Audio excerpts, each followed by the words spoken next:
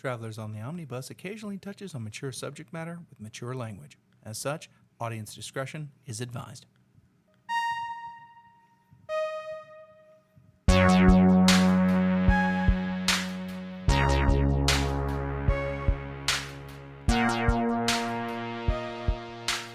Welcome to Travelers on the Omnibus. Wait a minute, hold on. I gotta do the whole Are intro. you auto-stroking? I'm auto-stroking. Oh my God. Preambling and cutting off the intro before an intro happens. I see his gears going like We are and then just starting off on such a great foot. I mean, Welcome to Fearology. No, welcome to Travelers on the Omnibus, a field trip through nerd and pop culture. I'm Jody Kite. I'm Ethan Skinner. I'm James McCarthy. I'm Brady Davis. Jesus Christ. Yeah. You're Jesus Christ? This is... What are you been doing for the last 2,000 years? Not performing miracles. Actually, did you know that I was errated as not being a magician because I was a magician originally? Anyway, moving on. Ethan, what have you been up to? Let's Look stay at out of the Gnostics, please. Yeah. Yeah. I'm We're scholastics only, and possibly St. Augustinians. Animorphs. All right, go ahead, Ethan. First off, I'm recovering from this intro. Second off, That's fair. Fuck you, man. question for y'all: when y'all play video games, are y'all more so the exploration, more explorative? Like you have an open world. Are you more so explorative, or do you want to do the mainline story? We're only in the main world, or we're only in an open world type of open game. world Okay. type Open of world game. It depends You've got- on how many things are trying to kill me immediately. Okay. How open is the world, and how distracted do I get? And it's usually a lot. The world is based off of feudal Japan, Okay. basically. Okay. And This is about Susu and not the YouTuber. yes, Ghosts of Tsushima. Yeah. I'm still playing the game. Suzuki. Gesundheit. Thank you. Oh, it would be great to play video games with Minoru Suzuki. Minoru Suzuki posted on Instagram that Nakamura picked him up from the airport, and they went and got margaritas. Hell That's yeah. Nice. awesome. Hell Every- yeah. No, Nice. there was a picture of that. Yeah, with that too. there's Yeah, several it's even pictures where they're. I think Suzuki is wearing a bucket hat. Great. Yep. Nice. That's amazing. Yep. Everything great. checks out on that great. story, so we're good. Love it. Yeah. But So what about Minoru Suzuki? You in Yeah. a bucket hat? You've been margaritas. exploring a lot in Ghosts of Tsushima. It's to the point where Tsushima. Let's put a little yeah, respect on Tsushima. this fine Ghost game. of Tsushima. Just a little bit. it gets to the point where you explore a lot of the island because it's a lot of it's like you open your map and it's like, oh, there's fog here until you get to that point and then you know your surroundings. Right. We have played open world games before. Yeah, Spider-Man 2 specifically. Real quick question With the though. fog. Do you anyway. have to climb a incessantly tall structure in order to get the map, or you just once you're in the area it opens up for you? Once you're in the area. Okay. Yeah, you got your- I prefer that. I do prefer You got that. your Assassin's Creeds and your Breaths of the Wilds. They're like that, and then you have the other ones where you just have to go to the area and unfog it. One of the things that I am really bad about, like open world games, is if I go to a destination and on my way to a destination, I see like, oh, there's a side quest on the side of the road. Oh, yeah. Let me collect that with. Oh, it's over here. Let me just do a little detour. Yep. Let me complete that. Oh, there's another side. It gets to the point where every single little side quest I do, it just unlocks more side quests, and so I just stray further away from the path I'm supposed to. That's why do. I don't play open world games hardly anymore. I didn't have a problem with that with Skyrim for some reason. I think just because a lot of the side quests felt like main quests. But I did have a problem with that with Horizon Zero Dawn. And after about doing half of the side quests, I'm like, fuck it, let's go. Yeah. Like main story. It got to the point where I've pretty much found every single like fox shrine that allows me to unlock all my different charms I can equip. Yeah.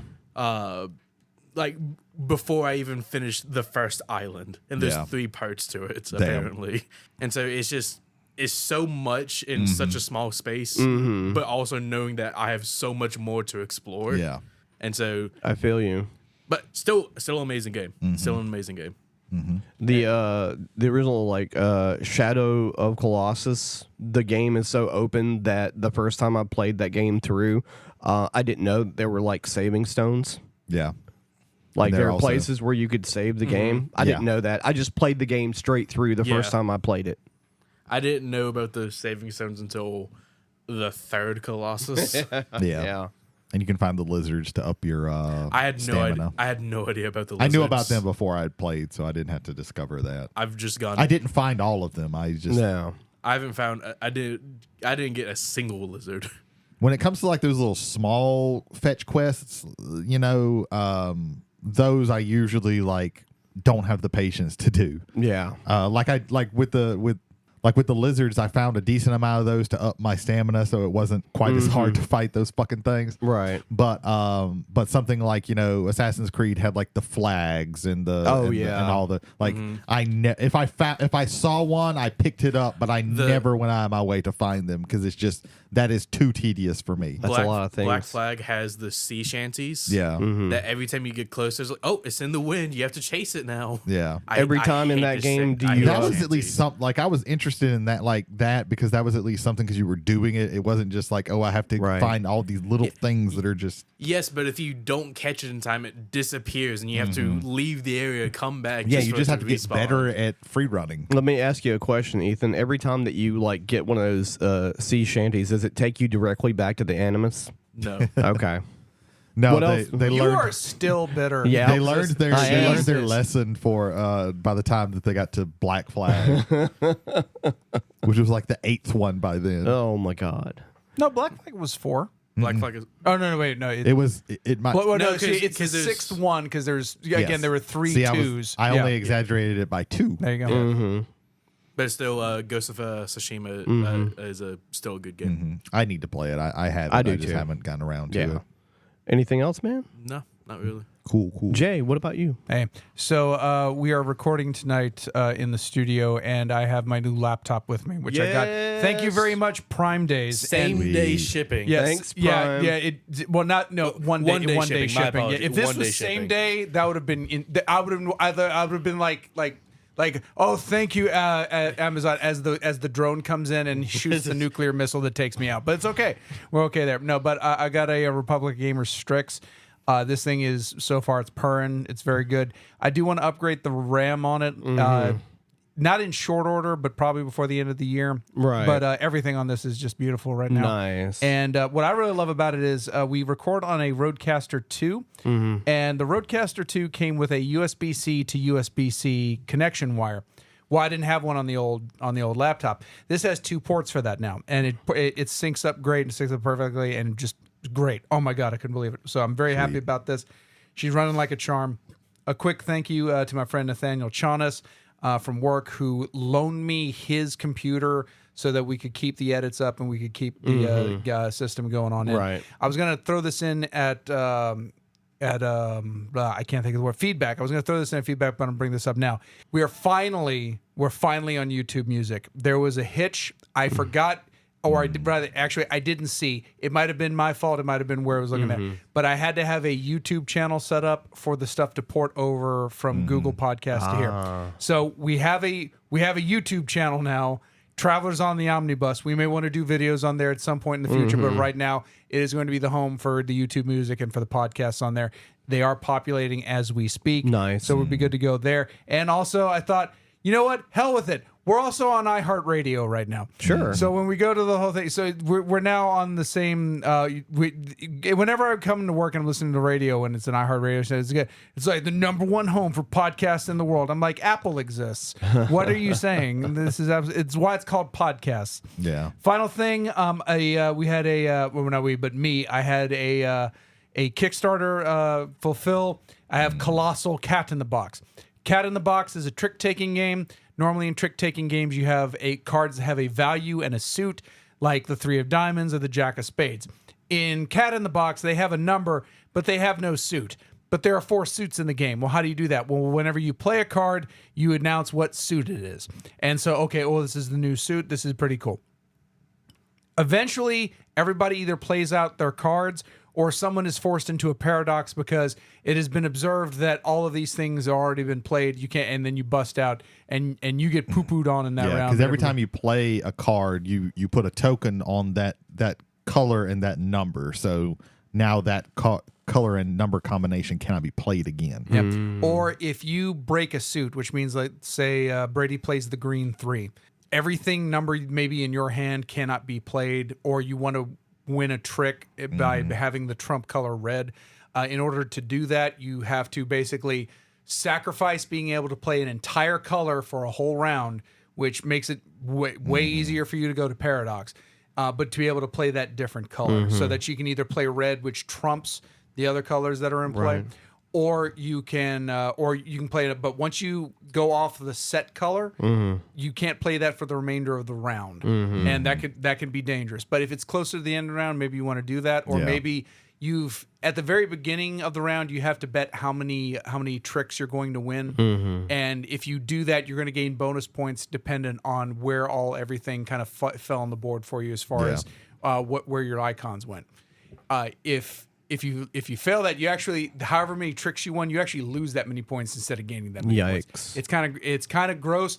I kind of like it because you have to think about your hand as what it could be and what it can't be. And I typically don't like trick-taking games, though this game and Arcs have had my attention for a while. The man to my left, although audience, you would know that because you don't have eyes in here, but Brady got Cat in the Box first, and I thought it was a really fun game. I typically don't like these. I love that added feature of you play the suit that you want, hopefully, and then as the round goes down, now you have to play the suit that is available if you even have it. So what are the just for the audience? What are the reasons why you don't like trick-taking games? What are the games you played that you don't like? Okay, in that regard? Bridge, Pinochle, Rummy, a lot of things like that. The classics. That was a lot of games that I played in childhood. But the one particular that really kind of set me off is Bridge.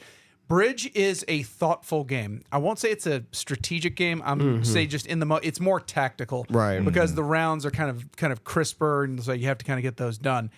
But my Aunt Joyce thought I would be a master bridge player, so at the age of 3 to 5, I played nothing but bridge. Oh, okay. And I really learned to hate it. Well, yeah. Like I can sit down at a bridge table and she would always okay, but before you go to school, here's the bridge posting from in the paper, and we're gonna see how would you play this as far and again, I'm going to preschool and kindergarten, and this is you want to make something like anathema to anyone, go to their childhood if you have a time machine, or if you have a child right now, do this, and then just force them to do things that they really don't know what they're doing. And so that was one of the reasons. That's one of the major reasons, actually, like psychological break in my head kind of shit. Yeah, gotcha. But I respect the games, and I like the freedom that Cat in the Box gives you, and the fact that you get to declare what you have in your hand and maybe try to force people into bad plays. I think that's more available in this type of game. Hearts was another type of game that I was also Spades. I'm not a big Spades there too. Those are games that I recognize. My mother could sit, God bless her soul, she could sit down right now and play a game of Spades and she'd crush all of us. She was just so good at them. But she won. And my Aunt Joyce hated Spades, so there was also this is the only game you should be playing stuff. There's a lot of psyops involved in the reason why I hate trick-taking games. But yeah, it's amazing how much stretch they got out of poker. Out of poker cards, there's so many variable games out of poker cards. It's amazing when you think about it for a second.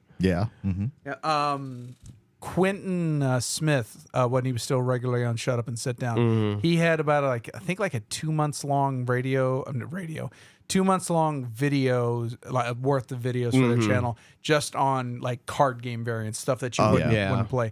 There was one based off of theorems, and you show people how to play the card right based on the theorem, though you don't tell them what the theorem is. They have to guess the theorem, and then they start playing cards out, and if you say yes or no, everything's good.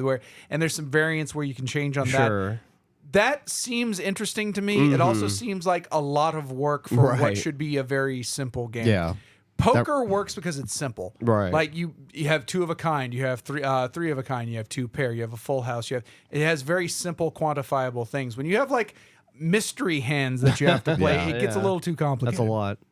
Yeah, that reminds me, there was a when they were doing those games that use the little pyramids, there was one of those where I can't remember if it had the rules were on a card, but you either had a card that told you a rule or a set of rules, or some cards that told you a set of rules, or you come up with rules yourself, and the person sets them up, and you tell them if it's following the rule or if it's not following the rule. And it's basically a logic puzzle between people. Was that Pyramid Arcade? I think yeah, from it's Looney one of Labs, those. It's one of those from that. I couldn't remember I knew it was Pyramid something. Yeah. I can't remember the specific because each of them also have a name, like each game. But yeah, that reminds me of that. I tell you what, like I enjoy trick taking games. I have a couple that I like. I also like not Hanabi. Arboretum. I don't know why. I know why, and I'll explain that here in a little bit. I like Arboretum because it's a spatial trick-taking game because the way things are arranged also matters.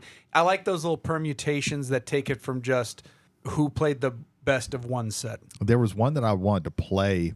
It's called Niet, and starting out, like it plays like it's a regular trick-taking game, but starting out, the rules aren't set. So like how many cards you pass, what's the trump, this, this, that, and the other. And you basically, before you actually play the hand, like you get your cards and then you each have like 2 tokens where you bid on what is not the rule. So you'll say, I don't want red to be the trump or whatever. I can't remember if it's colors or not because it uses like animals and stuff like that. I don't want this to be the trump. And you eventually go until everybody goes around and then you see, okay, these are the rules. This is how many we pass. This is the direction we pass. This is what the trump is. There's like a couple of other rules I can't remember, but you like bid on the rules before you do it, and then you play a trick taking game with the rules, and then I think with every round you do that. And I thought that was an interesting little Hanabi is the change. one where your opponents see your cards and you don't. Well, there's no opponent. It's cooperative. It's cooperative. Yeah. Everyone sees your cards except for you. Right. Yeah. And they can either play a card or they can give you a hint as to what your cards are. Right. And it's a very fascinating Yeah. game. And I do like Hanabi. I think actually won Spiel one year, the year that it was out. Hanabi's Quite fun. possibly. Yeah. And it's a very simple game, and it has enough depth in play, not depth in not complexity in rules. Right. Which is what I absolutely love about that. yeah. Kind They of had a along the version- lines of that Japanese minimalism. They had a version come out where it used like mahjong tiles where you had the Instead tiles of set up. fireworks it used the same fireworks, but instead okay. of cards, it had the mahjong tiles. okay. And I think that would be really neat to have. that It's would harder look, to find. that would look striking on a board, like on a table. Yeah. I would imagine. because they're like black. They're like thick black tiles, and it looked cool. I do like mahjong. Anything else, Jay? Just one quick thing, more so than the one I mentioned in the preamble, but because I got Colossal Cat in the box, and because the Crokinole board's coming later this year, and the ready set, the deluxe ready set bet's coming. I'm going through my semi-annual purge of which, if you're a board game collector and you collect, you hold on to what you've got. But if you're like me and you look over at like a stack of board games in your closet or in your like bookcase, and you see that there's more dust than there is cardboard, it's time to get that thing moving on. It could have been your favorite game of all time. If it's not getting played, it's not worth anything to anybody, particularly you. All it is taking up space in your place. And so I've been kind of going through and been some people I selected specifically what I was going to get them because I gave Ethan got my Tokaido and the expansion to Tokaido. Correct. Yeah, one of the reasons is I have Namiji, which I think is a deeper game. Right. I think it's a better game overall. Right. Tokaido is still a good game. Very similar. And I have great memories of playing Yeah. Tokaido. But it's not going to get more play than Namiji is on that. But I think with Bianca and with Ethan, they'll be able to play that more often and get more friends to play it more often. So I wanted some of that. For some, it was sentimental reasons.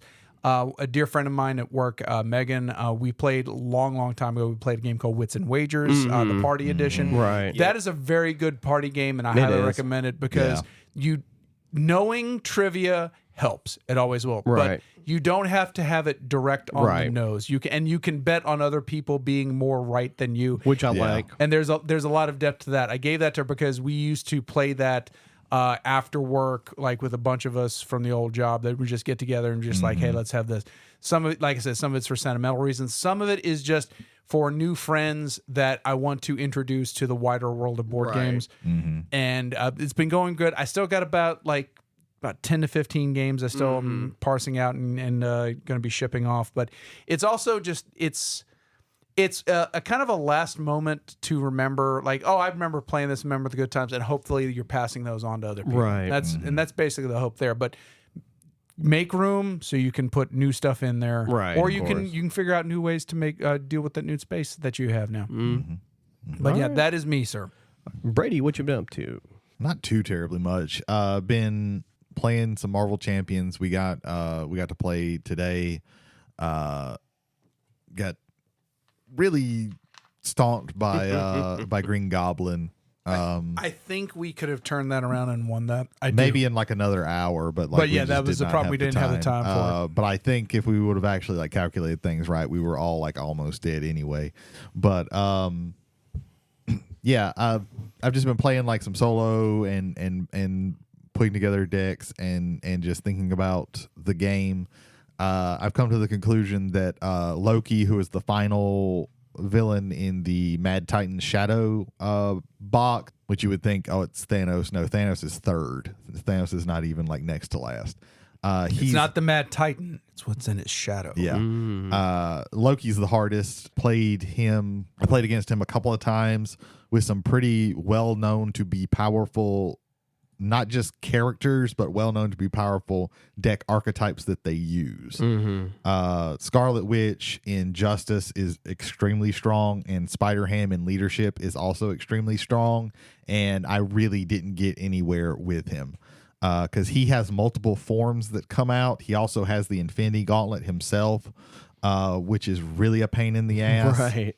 You know, Thanos of course has the Infinity Gauntlet, but like him also having the Infinity, because you can't remove it. Right. It just stays there and it just keeps cycling out Infinity Stones, and they always do something shitty. Right.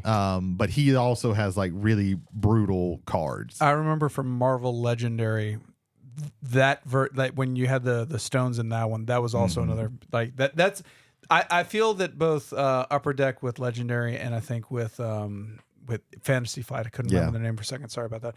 I think they've done a really good job of respecting like the strength of that great MacGuffin, I guess is the best way to put it. Well, like I said, it's permanent. It comes out on setup, so like it's always going to be there. It gives whatever it has attached to it +1 Thor and +1 Strength. Then it also, you have a separate deck of the Infinity Stones. And if any of those that are out after it activates all of the Infinity Stones. One discards either an upgrade, support, or ally in play. One digs through the encounter deck and puts a minion in play. One automatically confuses you. If you're already confused, it deals you damage. One stuns you. And if you're already stunned, it deals you damage. And then one, what do the other ones do?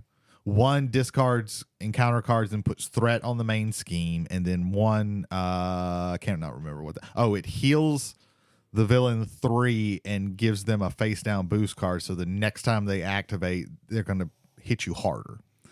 And there's nothing you can do to stop these. Right. Like it's just. And if there's none out there, it just puts the top card of the Infinity Stone deck in play. So it's a pain in the ass. His other cards are a super pain in the ass. Right. 2 of his forms, there's 5 forms, and you have to at least beat 2 of them if you're playing on just standard. They each have 20 hit points. 2 of them have Stalwart, which means that they can't be stunned and confused, which means he's going to attack every single time that's the villain phase. He's just brutal. Now. I played just to see like, okay, am I completely out of my depth as to how powerful these decks are? I was like, well, let me play against Thanos with the Spider-Ham leadership deck, which is a really bonkers deck, and just defeated Thanos. And I was, to be honest, quite buzzed. At the time, I only fucked up on one rule, and I didn't pull out a card when I was supposed to. But I would have I would have killed him with like 1 hit point left instead of like 5. Right. So it didn't really affect me that much. So yeah, Loki. He's the only one in all of the villains that I haven't at least beaten once. Right. There are some other hard ones. Ronan is extremely hard. Magneto is hard. Hela is hard. You mentioned Magneto. Can we talk about how cool that upcoming Magneto? Oh pack yeah, looks? the Magneto's also going to be a hero, and he's cool. Oh, nice. That sounds sick. Because his hero is basically like a mirror form of his villain. So like he has all these cards that like mirror that, and he's big about like he discards cards from the top of his deck until he gets a magnetic card and he puts it in his hand. So you basically always have like +1 hand size because all of his cards are magnetic. They're cards that are really good if you discard cards from your deck. Like there are resource cards that say if you discard this card, put it in your hand. There's an ally that says if you discard this card from the top of your deck, put it into play.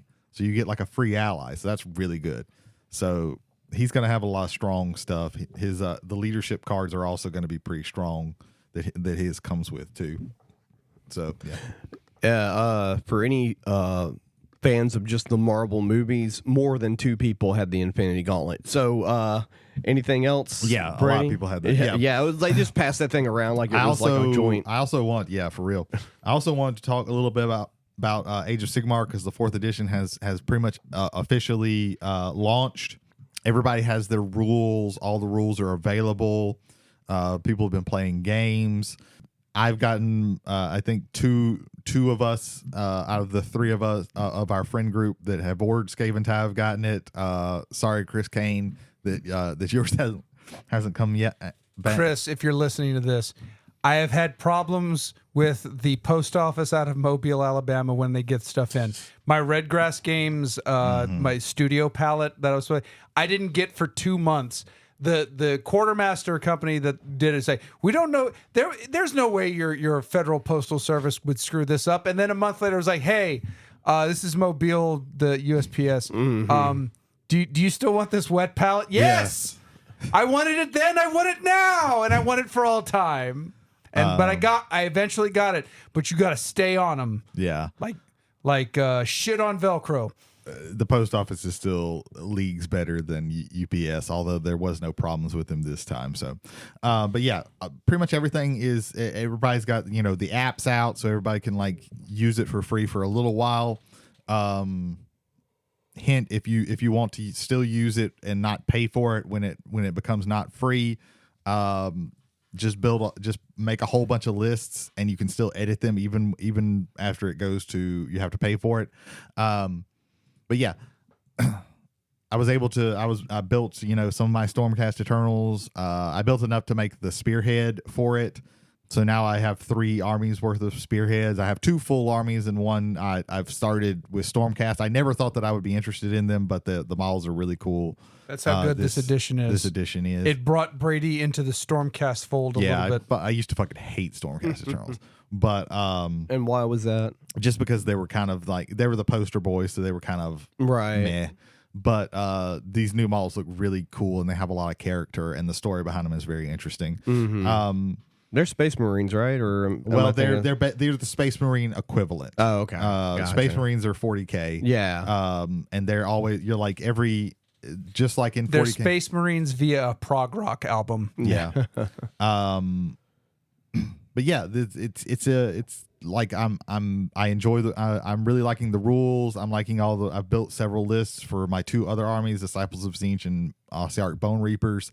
I think that both of them, Tzeentch is going to be interesting. I've heard mixed things about them, but to me they look good. They're just like kind of fragile, but Bone Reapers is like my main army, and I'm really looking forward to them. Stormcast Eternals are going to be interesting to play. I'm hoping tomorrow I'm going to be bringing my stuff. I basically have 3 armies. I'm hoping to get some spearhead games played because it's only supposed to be like about an hour to play. John's coming tomorrow because I told him about that, so he might bring it. He might have some spearhead stuff for orcs, so we'll see. Does he have any Cruel Boy stuff? Because right now the Iron Jaws don't have a spearhead for some reason. Then he has some Cruel Boy stuff because we split a box. We didn't split the Dominion box. We split not Dominion, but we didn't split the Age of Sigmar 3rd Ed starter. We split the one that called Dominion. No, but it was the 3 that come after the quote unquote starter kits that come after, and we get the bigger one, and he got the Oryx, I think, out of that one. That one might have the stuff. There's like one thing I know that was in the base Dominion box that that isn't in the Spearhead for Cruel Boys. But I'm really looking forward to play that. It's like a kind of stripped back version where you're playing on a much smaller board with a set army, so you don't have to make any decisions about that. And it uses a card mechanic that looks very interesting. I've watched a whole bunch of games of those. I'm hoping, I know Jason Holder also has Skaven Tide, so hopefully he'll bring his stuff and we can get a couple of games played. I think it's going to be a very interesting, a very good way to like introduce somebody to the game. Much more so than like the 1,000-point game that we played with Jody and Ethan a while back, because there's just less that you have to deal with and you don't have to think about. So much so that we'd like to run that back. Once again, we'll do the Magic one first. Eventually. We do want to do that. Yeah, because like unfortunately, after us playing, like we were it was kind of explained that like cutting the points in half kind of makes the game unbalanced in a way. Yeah. Well, the problem that's always been is that Age of Sigmar, since they had points, really everything is balanced for a 2,000-point game, and sometimes it will get very unbalanced. Some like everything is much more even at 2,000 points, but armies, when you get down to 1,000 points, it becomes like that the balance goes out of whack. Right. Some armies will be really, really good at 1,000 points, and some will be really, really bad at 1,000 points. Typically, horde armies will perform better at 1,000 because they can field more people. You got a lot of aggro. Similarly, and we don't see that here with our play group, but if you go the opposite direction, if you go towards 3,000 points, then the elite armies take over because now they have enough points to field whatever they want and they can kind of deal that. And they can they can take a massive amount of damage more than the horde can, and they can inflict more damage than the horde can at that point. Yeah. Gotcha. And just because in general, especially compared to like 40K, there are less models on the table than there are in 40K in Age of Sigmar. Right. So you're already starting out like with less stuff on the table, and then when you cut it in half, because that's always going to be what they balance it for, because that's what tournaments are played at. So it's always going to be more leaning towards that. That's why I say like, hey, if I'm going to play, but now hopefully Spearhead gives us an alternate thing. Hey, we don't want to play a 3-hour game. Let's play Spearhead. You bring your stuff, I'll bring my stuff, and we don't have to think about points. And we just, right. That's like Kill Team, right? Yeah. Yeah. It's kind of Warcry is really more of the Age of Sigmar version of Kill Team. Right. But this is because the rule sets are different when it comes to like Warcry versus Age of Sigmar and Kill Team versus 40K. But with this one, it is just using like what they call the core rules.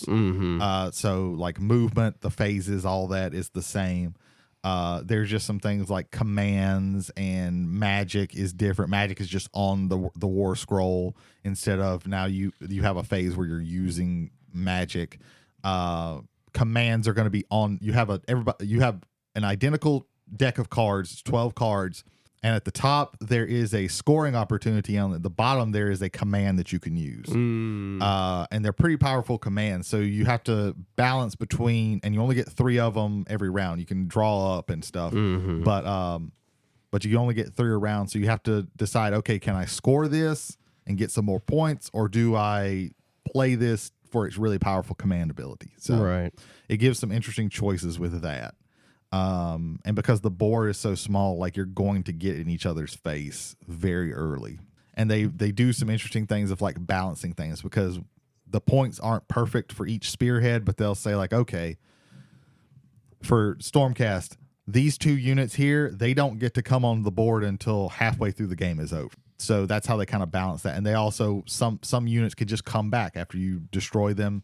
You can just for no cost whatsoever, you just set up an identical unit, in your movement phase. So I think they do some interesting things. I'm really interested in playing this and then eventually getting into a full game of this. I do want to like very soon start playing some full games of it, because I am very, very much looking forward to it. I like where both of my armies are, and I like the changes, and I think that they're mostly good changes. So yeah.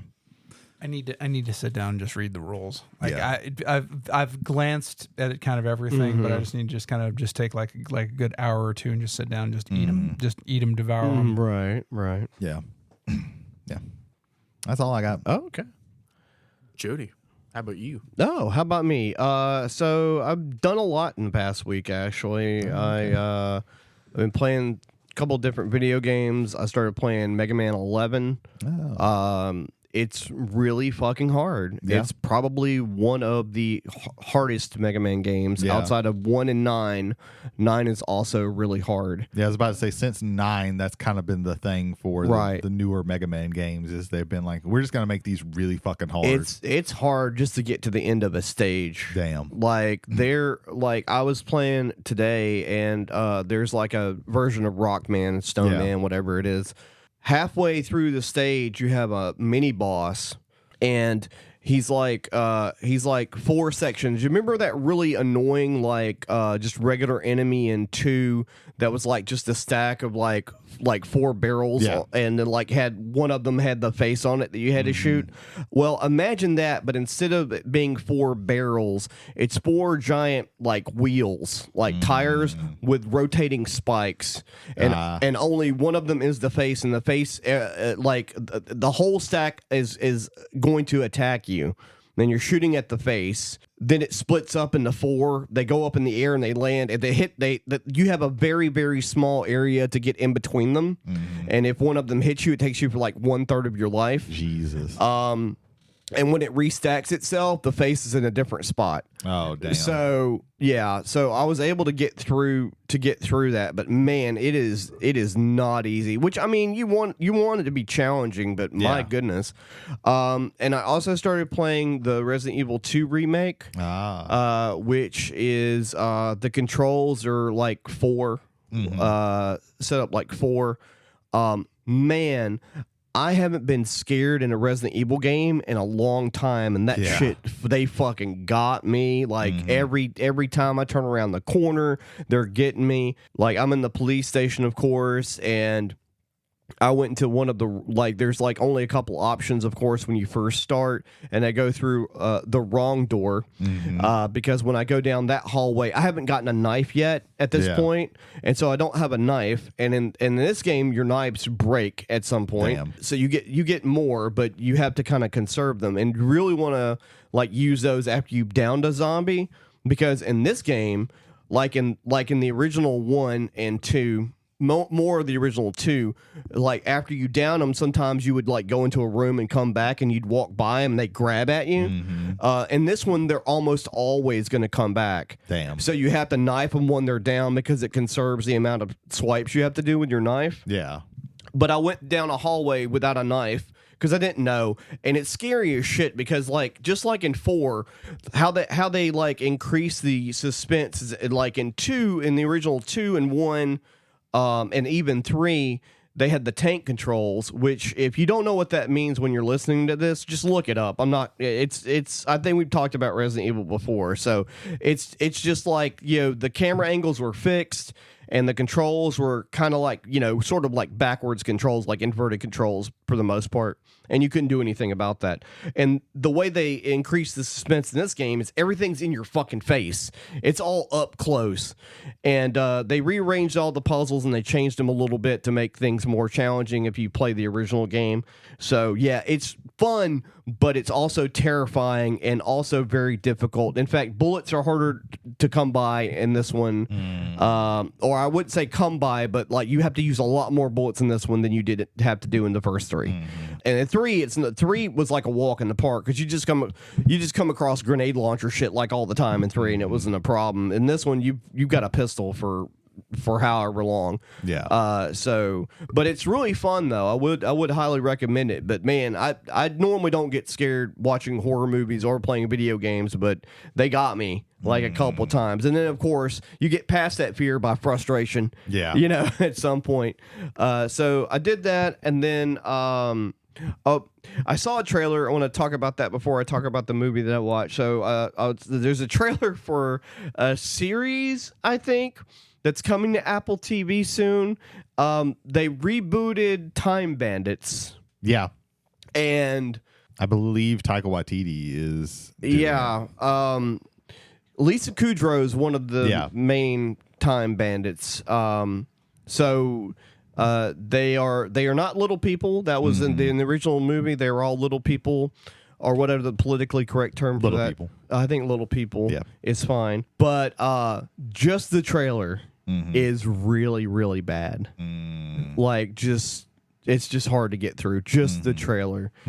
At one point, Lisa Kudrow just goes, "We're time bandits." Like, it's you know, it's I know it's hard to kind of like critique it too, because it seems like it's, you know, the original movie was a kids movie, so that's, you know, I hate trying to like take the piss and vinegar out of certain things that are like made for kids. Like Star Wars is still kind of made for kids ish, maybe older kids, but yeah, it looks awful. It's not, you know, and again, I mean, that's one of those things where, you know, mostly the 80s kids movies, they were made with like, you know, more adult mentalities in mind when they were making those, you know, like Never Ending Story and Time Bandits and a lot of other ones that I can't think of at the moment.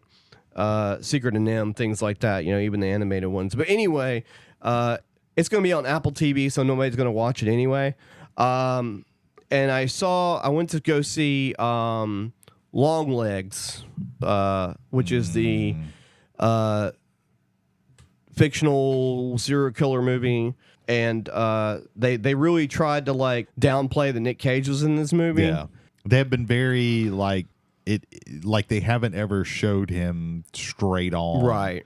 in any of the trailers. Right. One of the marketing things that I saw on like TikTok is like they did like one of the main characters.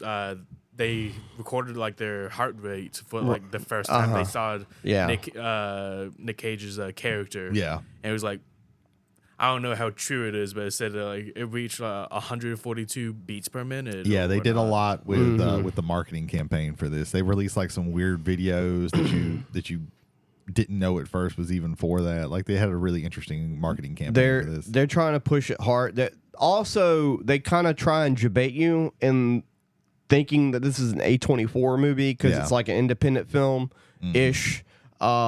It's not an A24 movie. It's made by Neon. Yeah. Neon also does some pretty good stuff. Right. I have, like, of course, like, always, I went in this movie not knowing anything about it, actually. I've heard that's the best way to do it. Barely heard anything about it, and I went and saw it. And I'm going to say a couple things that actually not talking about the movie. I have a couple main issues with the movie, and afterwards I watched some reviews to see what other people are thinking. Yeah, and this movie is getting a lot of praise, and I mean, like, nothing against that. It's got a ridiculously high critic score, and the audience score on Rotten Tomatoes is 70% or something like that, or whatever. But not just that. Other YouTuber reviewers like Chris Stuckman and a couple other people are like blowing like hot air, like up, you know, not 100% of hot air, but like just, you know, not comparing it to, but like this is the best like serial killer criminal procedural since Silence of the Lambs. Highly disagree. You know, because it's one of those things where if you push something so high, there's no way it's going to make the you know, the hype of it. And like I said, I went into it blind. I was bored through most of this movie. There's a punch that happens pretty early on, and then after that, there's a lot of not a whole lot going on. Of course, they're trying. It's a mystery serial killer type of thing, so they're trying to, like, you know, unveil things as they slowly happen. And the main thing that I took away from it is that the obvious things were really obvious, and things they needed to explain, they didn't. And also, like, you know, there's one of the actors' characters is very wooden. They explain that kind of in what's going on in the movie later on in the movie, to a degree.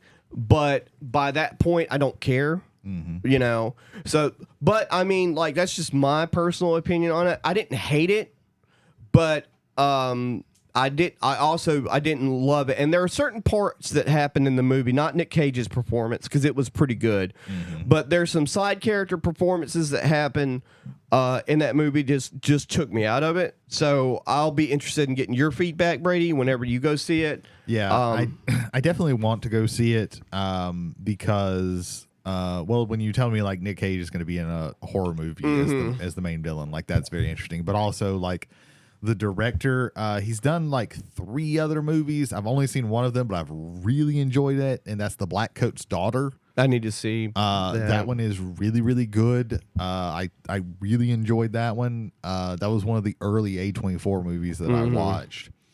So I'm very interested in it. Yeah, I'm gonna try. I just didn't get to see it this weekend. Yeah. I'm gonna try and see it this coming up weekend. Yeah, I felt like after I watched it, I felt like I should have saw Maxine. I forgot that was out already. So, but again, nothing against the movie. It's just that, and it's one of those things too. Where like in a vacuum, like when you think back, and a lot of, like I said, a lot of people are like, oh, you know, since it's one of the best ones of these kind of movies since Silence of the Lambs. Again, I disagree, and I think a lot of that has to do with. You know, horror movies a lot of them tend to be like just okay. Yeah. And when you have a lot of just okay movies and then you have like a really decent one, people tend to like push that up on a pedestal a little bit, put it on a pedestal because of that. Like, for example, let's just say like Before Seven, right? Yeah. Before Seven, like, you know, it was probably like 3 or 4 years in between like Seven and Silence of the Lambs. Yeah. And like before Seven, Silence of the Lambs, and then before Silence of the Lambs, like, you know, I can't think of another example, but you know what I'm saying. You know, when you have like 5 years or more go by for a horror movie to be decent to really good, it's like in the theater. I'm talking about specifically in the theater and not limited run movies. Yeah. You know, Beyond the Black Rainbow and shit like that. You know, that doesn't count. Although that movie's wild. But yeah, that's how I feel about that. One more thing, real quick. I will say, like it's made a lot of money. Like it's made like $22 million in its opening weekend, and that I like. I do like, regardless of the quality of it, the fact that like a horror movie that is fairly low budget that like just did it with an interesting marketing campaign. I enjoy one thing this movie does nail, and that's just the dread and the atmosphere. They nail that 100% because there's also like you're gonna love the music and the sounds that they use because there's a lot of droning things that are happening in certain parts or whatever. So there's a lot of the movie that I liked. There's a lot of the movie that I liked, and then some of the movie I just felt some things fell flat. But again, we can go into that more detail, like off the show. You know, when we want to talk about spoilers, whenever you do go see it. And then I watched another underwater 1989 movie. I watched The Abyss over the weekend. I'm trying to get all 3 of those. Deep Star 6 is not available streaming anywhere, so I'll have to figure that one out. But yeah, so far that's the best out of the 2 underwater 1989 movies. I think it will probably still stay that. I've never watched Deepwater 6, but I have a feeling that one. If you don't. Well, you're wanting to watch them because they're the same time. I was thinking there was a more recent horror underwater movie. I looked it up too, and it was literally called Underwater. Yeah, I can't remember which one and which month, but it goes. These 3 movies came out the same year. One came out in January, one came out in March, and the other one came out in September. Oh wow. So it's insane to me that there are because you had to have like someone had to have known, some script writer in Hollywood was like, hey man, I just wrote this script for James Cameron. You know, I've got like 3 other underwater horror movie scripts if you want to buy one. I don't understand how 3 of these things got made in the same, because the James Cameron one, the Abyss one, there was money in that one. The other 2 don't have any money in them. I mean, all the money in the Leviathan was for Peter Weller. Yeah. Like, they spent all the money on Peter Weller. Yeah. And there's nobody in Deep Star And Ernie Hudson. Yeah, and Ernie Hudson. Yeah. There's nobody in Deep Star 6. Like, I don't think there's, like, maybe outside of TV actors, I don't think there's, like, a named person. Crazy thing is, like, the Leviathan had, what's his name that I mentioned from Home Alone? And then there's, like, Daniel Stern. Yeah. And then in the Abyss, there's another character that's similar, another character actor that's similar, but I cannot remember his name. It's been a very long time since I've watched offhand. Yes. But yeah, like Jay said when we were talking about this before, I don't remember if it was on the show or not, but I think it might have been where he said like Ed Harris almost died during the Abyss. I brought that up. Yeah. Oh, you brought it up. Okay. And I know how too. Yeah. It's the moment where he almost drowned in the movie. Yeah. He wasn't acting. He almost drowned. There's a I believe he took a swing at Cameron after that, if I'm not mistaken. There's some sort of experimental thing they do in this movie where they get something living to be able to breathe underwater. Yeah, it's this. So it's a solid that is so oxygenated that your Right. lungs can process the oxygen out of Yeah. it. Except it's just water for the actors. Yeah. And he's just literally just with a helmet of water on. Yeah, and there's a point where like Ed Harris has to like walk underwater for a very long time, Right. in the thing, and he just really made him do that shit, and he almost drowned. Crazy. Yeah. Subsequently, Ed Harris, I don't think has ever been in a James Cameron movie after that. I wouldn't be surprised. So yeah. Wild stuff. But yeah, that's all I've been doing. Jay, do we have any feedback? No feedback this week, but ladies and gentlemen, thank you for being passengers on the bus today, tonight, tomorrow, whenever you are listening to us. If you would like to leave feedback, travelers on the omnibus at gmail.com. Again, that is travelers, 1L on the omnibus at gmail.com. I would also add, they have taken away individual questions for the episodes, Spotify, and now have just left a blank comments page. So if you'd like to get in contact with us there, comment. Greatly appreciate it. Is there any other way they can engage with us, sir? You can email us directly at We're on YouTube. Like, share, and subscribe. Yeah, sharing is caring. Believe in your dreams. You can message us directly via our Gmail. Yeah, there you go. Because we can't do it on Spotify anymore. Or... No. Now it's just open comments. People can just leave open comments. All right, well, you can it just used to be leave- that you'd have to have it was prompted to a question. Oh, okay. And then you would do it that way. Well, you can just leave a comment on our Spotify our most recent page. poll from our last episode is: if we do Ghibli July again, what other movies would you like us to see? I threw a few up there. I believe I threw up Castle in the Sky, Ponyo, From Up on Poppy Hill, Grave of the Fireflies. I also left an other, which you can then go in the comments and recite your other. The problem is we currently can't watch Grave of the Fireflies. Yes, but in a year's time, that might change. Maybe. It's possible. Maybe. We'll see. Or we could spend $300 on a VHS and then $200 on the actual VHS tape that has Grave of the Fireflies on it. Or we could just go, yo ho fiddly dee. Anyway, if you don't get that reference, it's fine.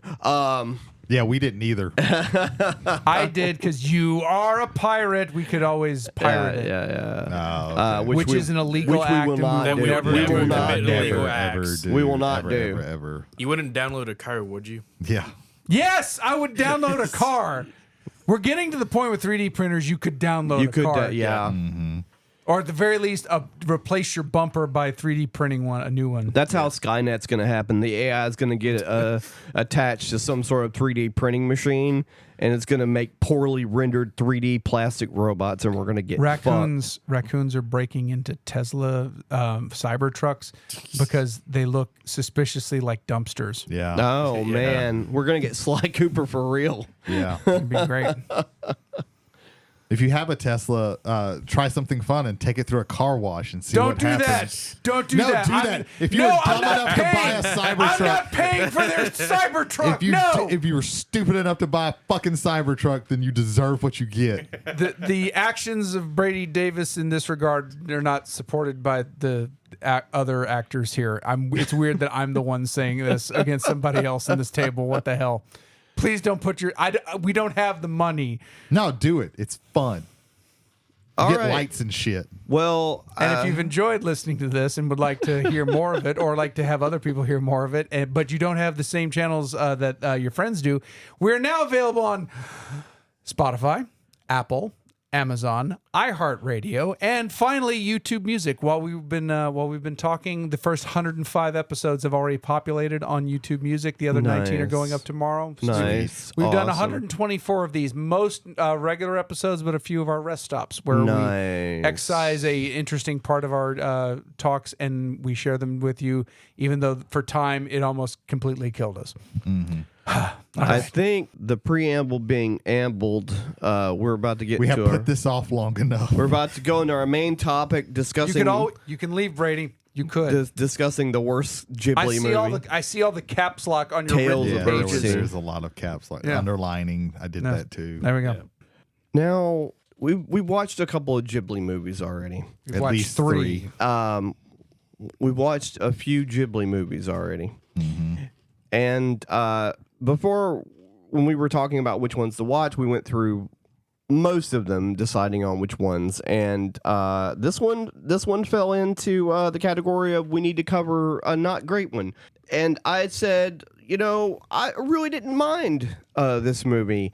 In hindsight, that was because when I watched this movie, I'd only watched like a couple of Studio Ghibli movies, so I didn't have it's like watching The Village before you watch any other M. Night Shyamalan movies. Yeah. Or I should say Lady in the Water first. But Jody, this is made by Miyazaki, isn't it? No, it's not. It's made by Goro Miyazaki. Goro Miyazaki. Miyazaki. Technically, it is a Miyazaki movie. So this is based off of a book series. Am I correct? Yeah. You know what? No, you're not. Okay. And we're gonna get into that too. First, I would like to talk about Ursula Kate Le Guin, because in the preview from last week I got her name wrong. It's not Guin, it's Le Guin. I always said Le Guin or Le Guin. Yeah, everything I've seen is it's Gwyn. Okay. Everything I looked up to up to this point, I'd always said it was Le Guin, but I was totally wrong about it. But is a fantasy novelist from Berkeley, California, who spent most of her life on the West Coast. Take that for what you will. I take it neither as negative nor positive. The things you will most remember her by is Earthsea, which is a collection of what was once originally supposed to be just one book, which was A Wizard of Earthsea, which was supposed to be, and that was supposed to be it. But there were some loose ends, and so she did two more books, and then that was it. And then 20 years later, she got it into her. It's like, I'm going to keep writing in this series, and she wrote three more books. One of them is a collection called Tales from Earthsea. Now, you would think that is the book that Studio Ghibli adapted. No, I beg your pardon. no, that's not what was adapted either. So, Tales from Earthsea, a Studio Ghibli movie, is what happens when you take disparate characters and scenes from about 6 different books, along with a book written, or rather a story written by the father of the director of the movie, and you jam it all together and you call it I can't even. My neighbor It's Tales all from odd, Earthsea. so I can't even. Yeah. So Tales from Earthsea. Again, you'd think it would at least be based solely on the book that is of the same name. It is not.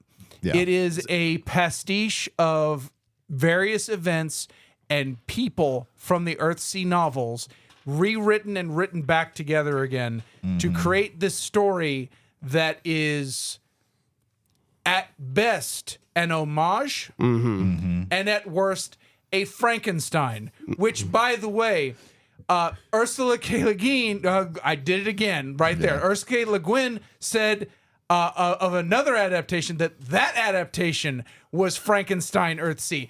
We'll touch on that very briefly because Earthsea can't get a break. Yeah. Every time it's been adapted, it's been bad. I know that she is like known as like probably when it comes to like female fantasy authors, she is like top notch. Like she is the highest regards, and she's also done some sci-fi too. Yes. Like she's dipped in a little bit of Smattering of everything, but like she's up there with like when it comes to women, probably like Octavia E. Butler is like, she's up there with her. I'll put it like this. There was a period of time where the three pillars you could argue for fantasy reading was C.S. Lewis's Chronicles of Narnia, J.R.R. Tolkien's Lord of the Rings, and Ursula Le Guin's at the time 3 books in the Earthsea saga. Yeah, she was on par with them easily. Yeah, I've never read any of her stuff. I haven't either, but I might need to.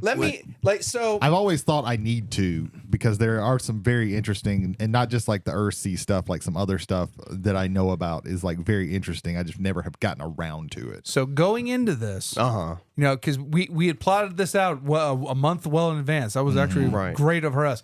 I made a purchase. Okay. Okay. Oh, okay. All right. Is it the Tales from? Oh. A Wizard of Earthsea. The first book in the series, because if I read this, like I'm gonna have an idea of what's going on in this film and see where the connections were, and then along with that, I started doing research. And I'm like, oh no, never mind. I'm gonna go ahead and pull this quote now. We haven't even gotten to the review yet. I'm gonna. This is gonna be like a 3-hour. It's gonna be too long. No. Jay thought he was gonna do hatred burns out quicker than love. That's the reason why Mononoke you went say an that hour now. Yeah. Jay thought he was gonna get some extra credit for this homework assignments. No. Jay was like, for once, I'm going to do the most research on this. Speaking of, in part because there's a lot of behind the scenes in this that is very interesting to me. Yes. It's more behind the scenes than what's on camera on this. But Ursula Le Guin's response to this, to Goro Miyazaki, was, "It is not my book. It is your movie. It is a good movie." Later on, there was stuff said non-publicly where that last bit wasn't even the case. Yeah. I'll read the back of this book that Jay plopped on the table here. Yeah, just don't read the yellow quote. No. Ged was the greatest sorcerer in all Earthsea, but he was once called Sparrowhawk. We'll get to that. A reckless youth, hungry for power and knowledge, who tampered with long-held secrets and loosed, I guess that's it. Yeah, loosed. Loosed a terrible shadow upon the world. A shadow. I wonder if that comes into play. This is the tale of his testing, how he mastered the mighty words of power, tamed an ancient dragon, and crossed death's threshold to restore the balance. With millions of copies sold worldwide, words. Yes. The Earthsea cycle has earned a treasured place on the shelves of fantasy lovers everywhere, alongside the works of other beloved authors such as J.R.R. Tolkien and C.S. Lewis. Okay. That sounds like an interesting story. Right. No, it'd be really cool if we got that movie. If just that Sparrowhawk was in here. Yeah. At the very end of this, I'm going to have a plea to someone. Okay. And I'm just going to leave it at that for right now. Okay. Before we go into the plot of this movie, we were talking a little bit off mic. So the sound qualities and designs of this were something else. Okay. What do you remember, Brady? Because if I remember our text correctly, a little side story. I watched a video of from the YouTube channel How to Drink. Okay. And he was talking about like summer drinks, and he brought up a dark and stormy. And I was like, oh, I have all but two of the I have the more expensive ingredient of that. Let me just get the other two ingredients, which is rum, lime juice, and ginger beer. Okay. Let me just get some limes and some ginger beer, and I can make a dark and stormy. And I tasted it, and it was great. So I was like, well, let me ease my pain. You were sending pictures of this in chats. Let me ease my pain and drink one of these while I'm watching this movie, and that will make it a little bit easier. 30 minutes in, I finished it, and I was like, fuck it, I'm getting another one. I am not drunk enough to deal with this. Subsequently, my notes ended about halfway through because I just could not do it anymore. I just could not continue to write. Also, I told myself I was not going to write more than one page, and when I got to the page, I was just like, "Fuck it," and there was still a fucking hour left. Maybe I needed to be drinking. That way I could have actually taken notes. It made me careless about actually doing a good job on this, so it did help me like get through it. Because if I would have wrote notes continuing with this, I would have absolutely lost my mind. The exact quote is, "I should not have drank while watching this movie. It made things so much worse." Yeah, because I got about an hour into it and just clicked on to look at how much, and there was still a fucking hour left. And I feel like I have been sitting here forever. Because this movie is almost the same exact length as Mononoke, and it's actually 14 minutes less because it's just under 2 hours. Oh, okay. 115 minutes. Yeah. Also, there's an hour still left. Hope somebody is keeping notes. I can't keep it up. Yeah. Right. So, like, when we started out, like, I was like, oh, this is... Cause I'd watched it a while ago, and I was like, oh, this is a pretty good score.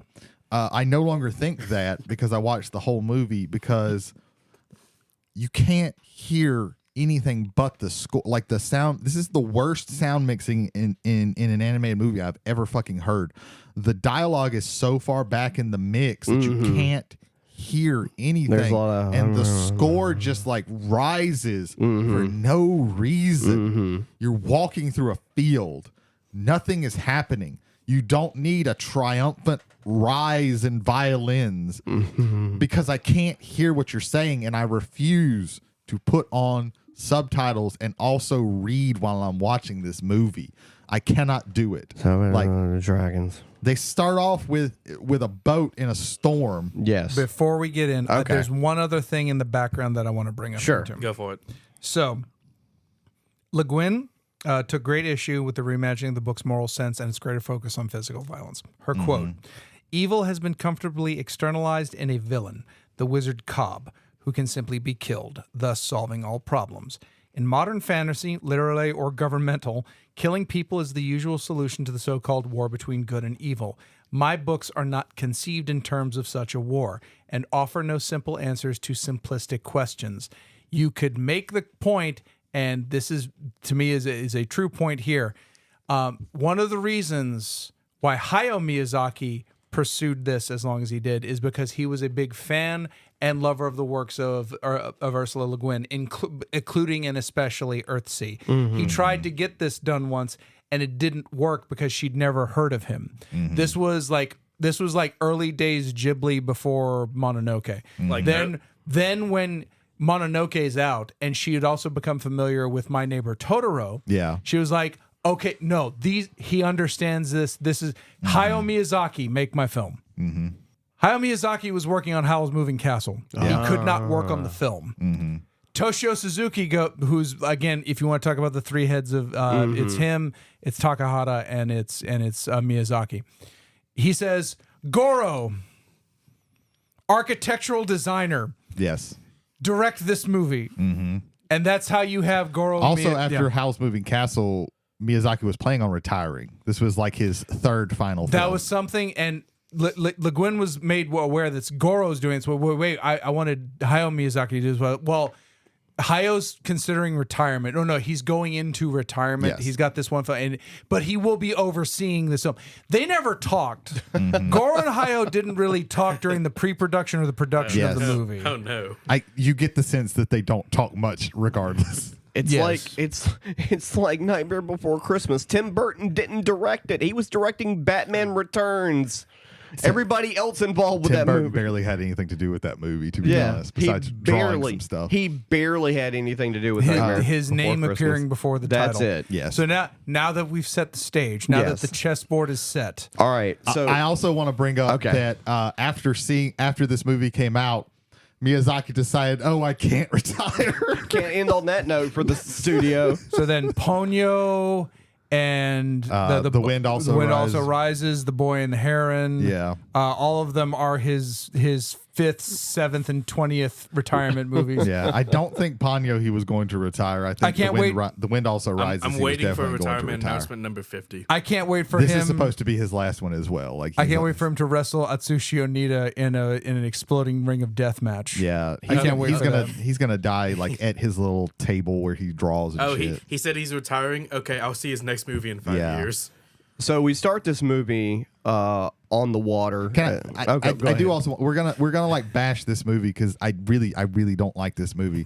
But like, Goro Miyazaki seems like an okay person. He's just not good at this. Like he probably should have just been. He seems like he should have been. He would have been happier. And I don't want to diagnose or psychologize somebody from afar. But he seems like he probably would have been happier not trying to follow in his father's footsteps because it's just not what he's good at. What are the other Goro movies? Earwig and the Witch. And From Up on Poppy Hill, which is in the top third of rated movies for I think on IMDb. Like I think it's like a 7.5 or 7.8. So he has ability. I think he's better in slice of life, like realist stuff, like stuff that is simple and like can be related to, Right. as opposed to more fantastical stuff. Right. Again, he's an architectural designer. He designed the Studio Ghibli Museum, like the basically the like the centerpiece of Right. of that. But I'm going to start off with some praise. I thought the opening of this was fantastic. I do. You have people in a storm who should be more worried about the storm, Right. but there's something else going on, and you look up and it is two dragons fighting. Yeah. At first, there's one dragon. The intro is cool. It's just that I couldn't hear anything because and I get it. They're in a storm, but like you gotta make it to where you can hear this shit. Like nothing else in this. There's fucking dragons. Don't make that shit realistic. And it's obviously just that it's a problem throughout the whole fucking movie. But like I couldn't hear anything that was happening with them, and I didn't understand anything, and it never ever became like it's okay for you to have an intro like. In a vacuum, the intro is cool.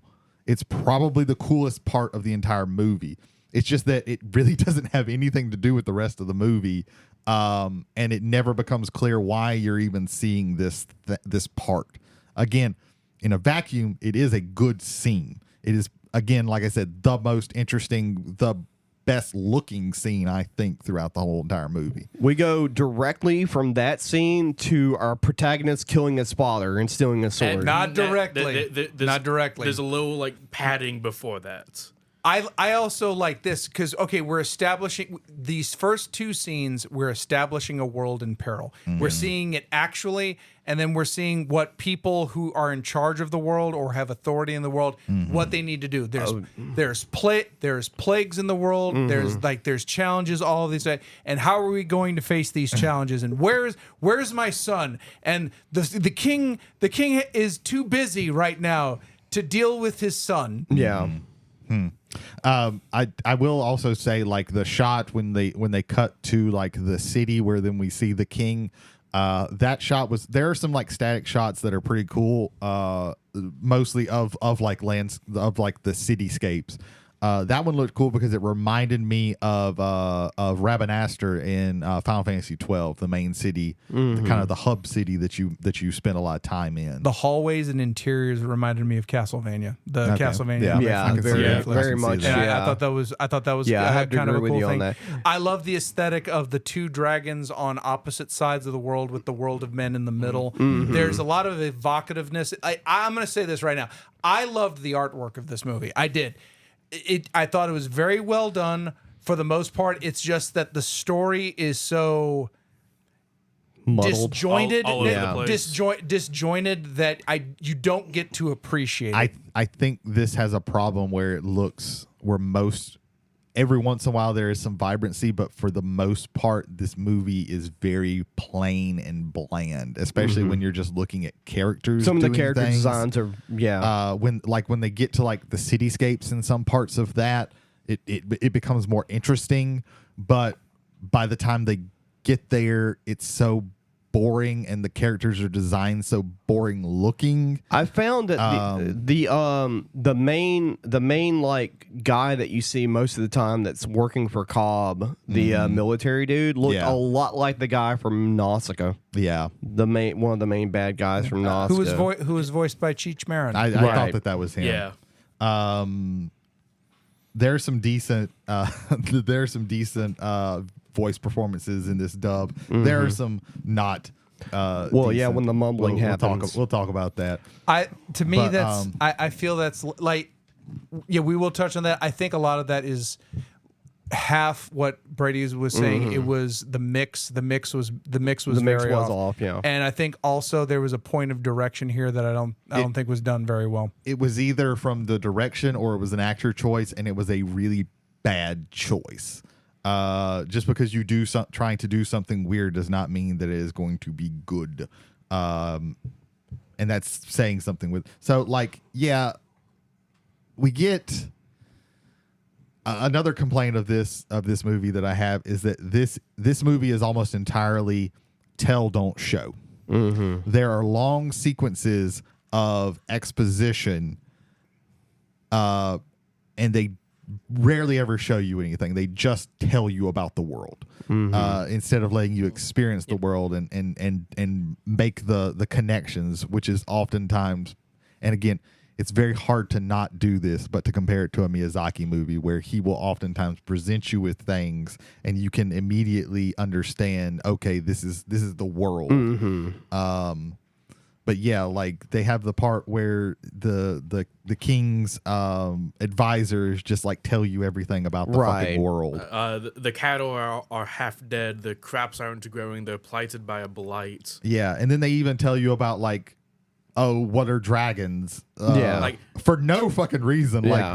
They're just like, hey, men used to be men, but then men became dragons because they desired freedom. And so they were given the earth and the water, and the dragons kept the air and the fire. Another little quick effect. I loved the fire, the fire. The fire effect was pretty coming cool. off of the dragons. I thought that was very well done. one little thing. You had that backwards. It's men and dragons used to be one as everyone used to be dragons, but then to be honest, I was half listening. And you were drinking.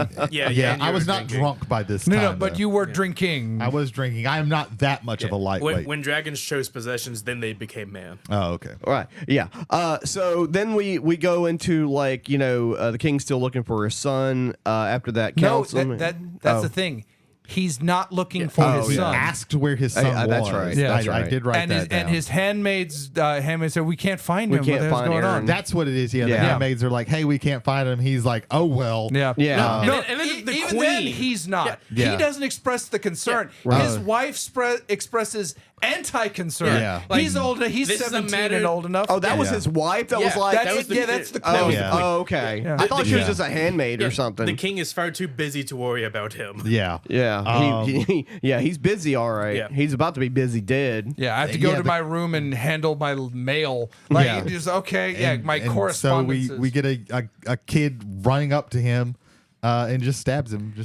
After he walks away from all of his advisors. Yes. He's Yeah. alone in the corridor. He's alone in the color, and this kid stabs him, and then Count freaks out. and then steals his sword. He's like, Steals the Aaron, sword. why? Okay, I apologize. Mm-hmm. Did it look like the sword hilt had titties? Wow. We really know where your mind is. What else do I have to work with? That's- Did the sword hilt look like titties? I put the question out there. I don't think as so. Drunk Titty? as I was, I never once looked at that sword and was like, You know, titties. I didn't say titties. I say those look like titties. What the fuck? it's more so inquisitive. Like, are those titties? And to be honest, guys, That thought's probably more interesting than what was happening. as we keep on going, I screen. will have less to say because I just stop writing notes because I give up. Well, I mean, things like I had mentioned in the chat when I was watching it, I was like, I don't know how to take notes because nothing's happening and everything's happening at the same time. Yeah.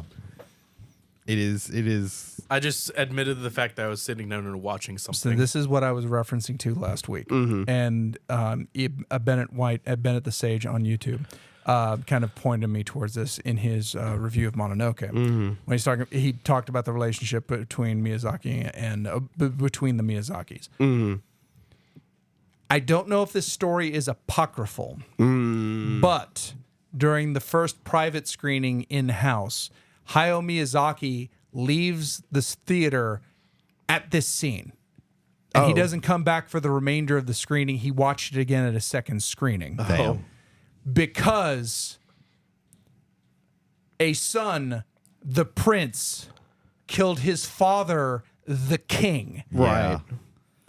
And the metaphor that's kind of wrapped in there, that's not a universal metaphor. It's a very personal metaphor. Right, of course. Why is that in there? This was like, if I'm not mistaken, this was Goro's first film. First directorial. This was supposed to be like him taking over from Miyazaki, Hayao Miyazaki. I remember there being a lot of talk about this film before it came out. Because again, Miyazaki was retiring finally, and his son is taking over, and this is going to be the film that kind of like is his introduction to the world. It feels like there's a lot of stuff. Let's keep going so we can get this shit over to talk about outside But things. the issue here is the stuff behind the scenes here is way more exciting than what's going on here. We just can't go over every little thing. Yeah, We're not going to go over. We're not going to go through every little step here. We but meet the second main character of this movie. Well, we reshoot the Ohm chase from Nazca of the Valley of the Wind because we have a desert and someone running from what we believe is an evil. We meet this dude. He's got a staff. He's riding on a boat.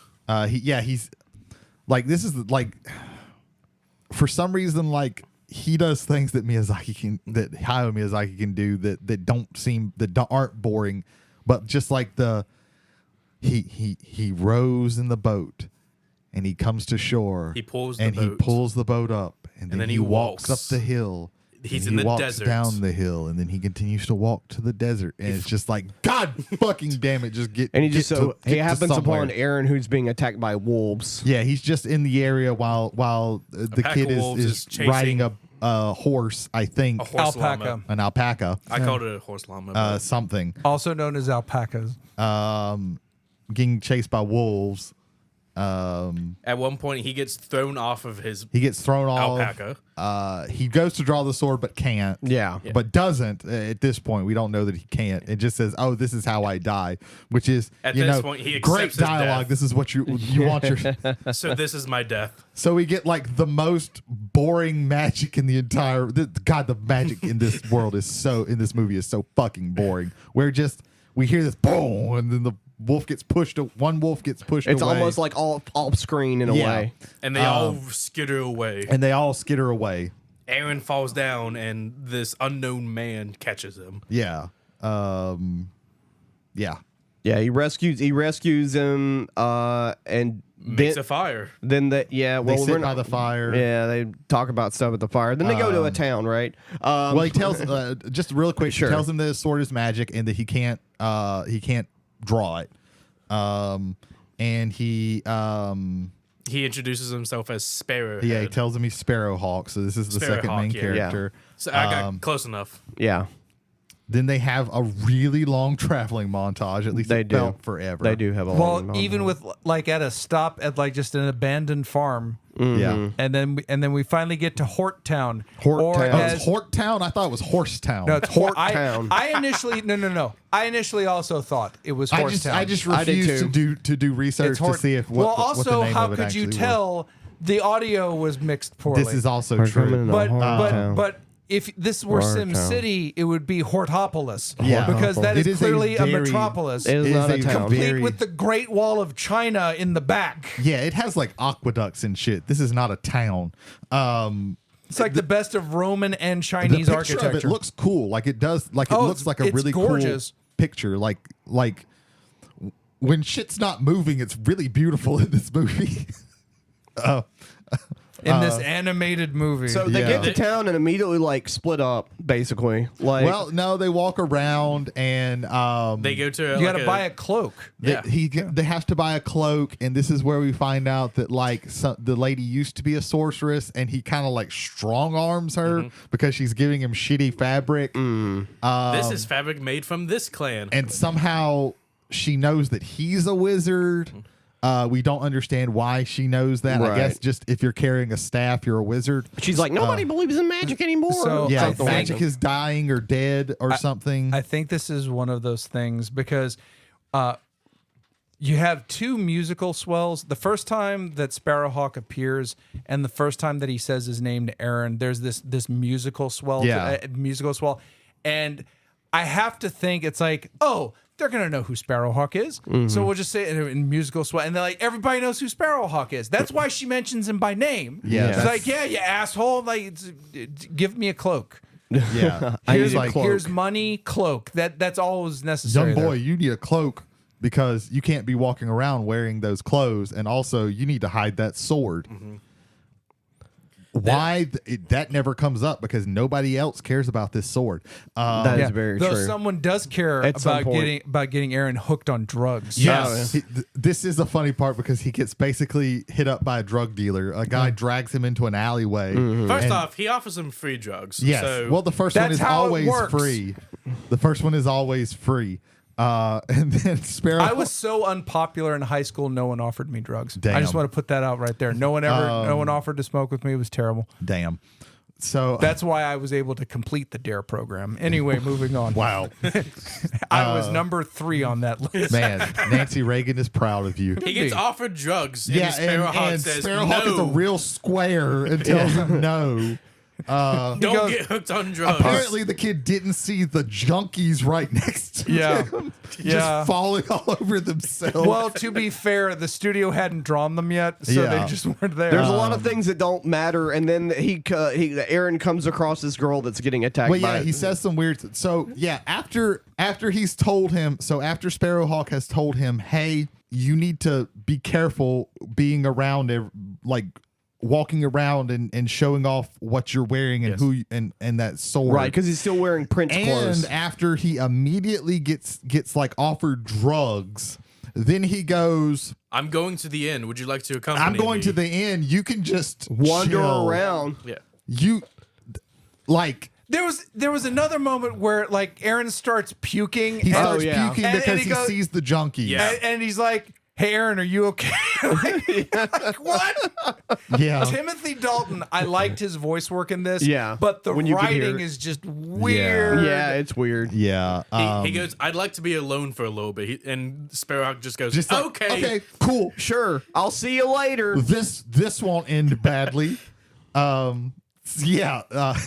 So yeah, again, he finds Yeah. the girl who's being chased by the slavers. She's being chased by They slavers. call her a witch. Yeah. She's got some mark on her face. She's got a scar on her face that's really not that bad. yeah. Cheech is saying he's going to put her She in has the slave. Ready Player Yeah, One. she has the I was Ready about to say Player that. One. Yeah. You took it right out of my Yeah. mouth. It's like, don't look at me. I'm hideous. What are you talking about? It's, Yeah, what the it's fuck are you very talking faint. about? It looks like a sunburn. She would later go on to cause one of the greatest wars in the houses of Targaryen. You know? And So the prince goes crazy. Like he gets this mad look on his face. yeah. Wait, hold on. I had a note about that. Okay. It's like, wait a minute. Oh yeah, Aaron of the uncanny valley of the angst. Yeah. Yeah.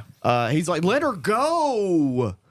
And he mentions that he doesn't care about living or dying or whatever, and he beats the shit out of all these grown men. Why? I don't know. With the sword unsheathed. Yeah, He literally how beats can them he with do the this? hilt. I don't know. It's never explained. And It's because he's 17 and he can take care of himself. Yeah. His mother established that already. he sa- tries to talk to her, right? Yeah, and he she's like, saves the girl, and the girl is immediately like super upset. she's that like, he- don't fucking touch me. don't Yeah, you touch said me. you don't like life, you And asshole. she runs up. Well, we don't. She even, mentions that later. We don't even find that out okay. until later. She mentions Is that that, much is that li- during the goat scene? That's Okay. Is that the Maybe. goat scene? Okay.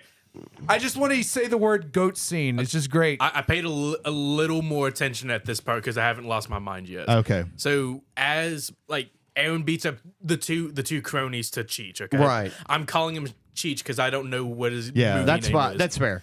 He holds the knife up to the girl and says, "Take one step closer, and I'll slice. Oh her yeah, that's throat. right. He's Yeah. like, And then he says, "I don't care what you do with I her." don't care what you do. I'm still gonna kill Yeah. you. Yeah. And then Cheech goes, "Okay, I'll let her go. Come on, cronies, let's Yes. go."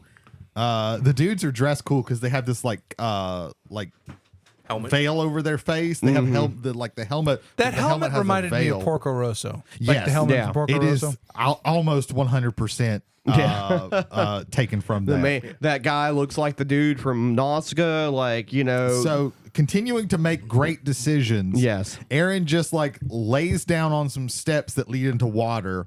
And decides to go to sleep. And just goes to sleep. Yeah. Like that's not a bad thing. And has a weird dream about a dragon.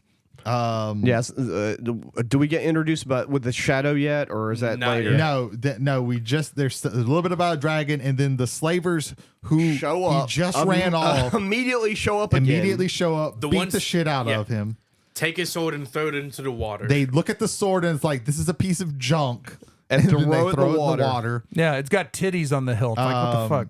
And then he's enslaved. So coming into the city, we saw like all of these big red, actually cool looking like carriages that are armored that have slaves in them. So we Right. find out that this is a slaving town. Well, no, they established that because when they were coming in, when they had they're- the that's slave what I auctions said. When and- they're coming in, they established that it's a slaving yeah, town. but now they're heading out with more But- slaves. so he's enslaved in one of these big things. You think, hey, maybe this might be a problem. You're wrong, because Sparrowhawk immediately shows up, Yeah. and shines a bright light and saves him. It's like that's Well, he's dealing with like a CR3 and he's a 20th level wizard. Well, he was also supposed to go to the inn and chill out, but apparently he didn't do and that. Sparrowhawk goes, "Oh, maybe I shouldn't have just let you wander around this Yeah. slaving town. After I told you, hey, it's dangerous to go alone. It's dangerous to go alone. You should- Fuck you." Like that. It's dangerous to go alone. Why don't you go alone for a minute? Yeah. Legend of Zelda would have been so much shorter if the old man would have just said that. Well, thanks, motherfucker. So then they go walking some more. Yeah, we go. Aaron is apparently like really He's tuckered out. So they very put him on. weak. So they put him on top of the Alpaca. They put him on top of the alpaca horse and just take him to just this farmhouse. A little simple farmhouse. Tanir, right? Tanir. Tanir. Everybody like Who is the protagonist of the second book in the Earthsea cycle? okay? Oh, that would be cool Who if we is- ever saw any of that. Yeah. Who was also voiced by Mariska Hargitay. Hargitay. Okay. So that was like a voice I immediately recognized. This is again where I had a little side note that said the score is oppressive. Yeah. And if that doesn't tell you everything, we learned that Sparrowhawk is an archmage and there's arc magic. What does any of that mean? We don't Fuck know. you. And we know his name is Ged. We Ged. we also know that like it's a problem that things are going out of balance. What? Fuck you. We also You looked me straight in the eyes and said that. All right. This is I think we're acting out the Hayo Goro fucking problem just between the two of us. quite possibly. Wait, which one's Goro? We see the girl is I'll also flip you for we see the girl is at this farmhouse. They're talking and they're loud talking, but not really loud talking. Wakes her up, and we're like, oh, that's going to be a problem because Aaron's in the chick's bed because he's Teru. so sick. That's the girl's name. Yeah, Teru. I have it written Teru. down. I just was refusing Yeah. to say it. We must face our problems, Brady, in order to defeat them. Then we come to a dark castle, where the slavers are. Yeah. Cheech, And we Cheech- see weird lips. I mean, Cobb.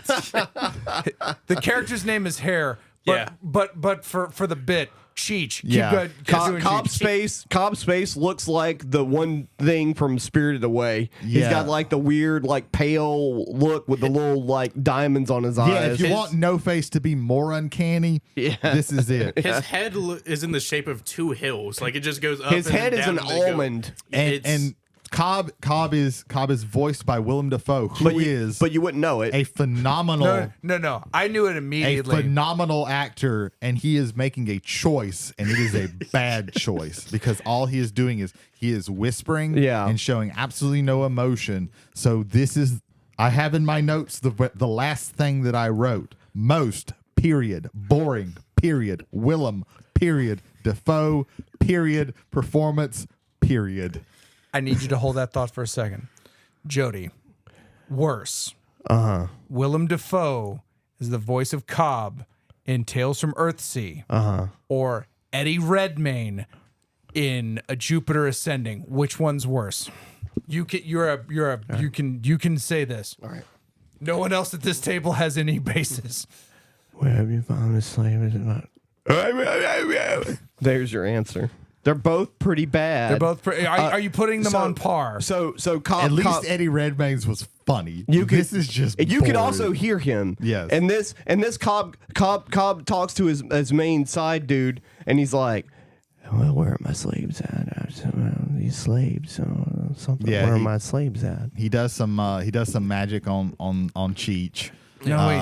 Sparrowhawk's involved. Yeah, he does like the Darth Vader throat choke, but force choke, but he does it with his heart. Yeah. Mm-hmm. Which is actually, again, to me, that was kind of a cool effect. It's I like the blue glowing out of the chest. That is cool magic, cool. but we don't get to see that very often. We get like 2 instances of cool magic, and the rest of it's the most boring magic that you could possibly make. You didn't like where Sparrowhawk made his staff glow so bright that all of the bad guys left? Yeah, and then we get farming. Yeah. Hope you like farming because that's what you're watching for like the next. He mentioned the side dude mentions Cheech. He mentions that there was an archmage involved. Yeah, the slave.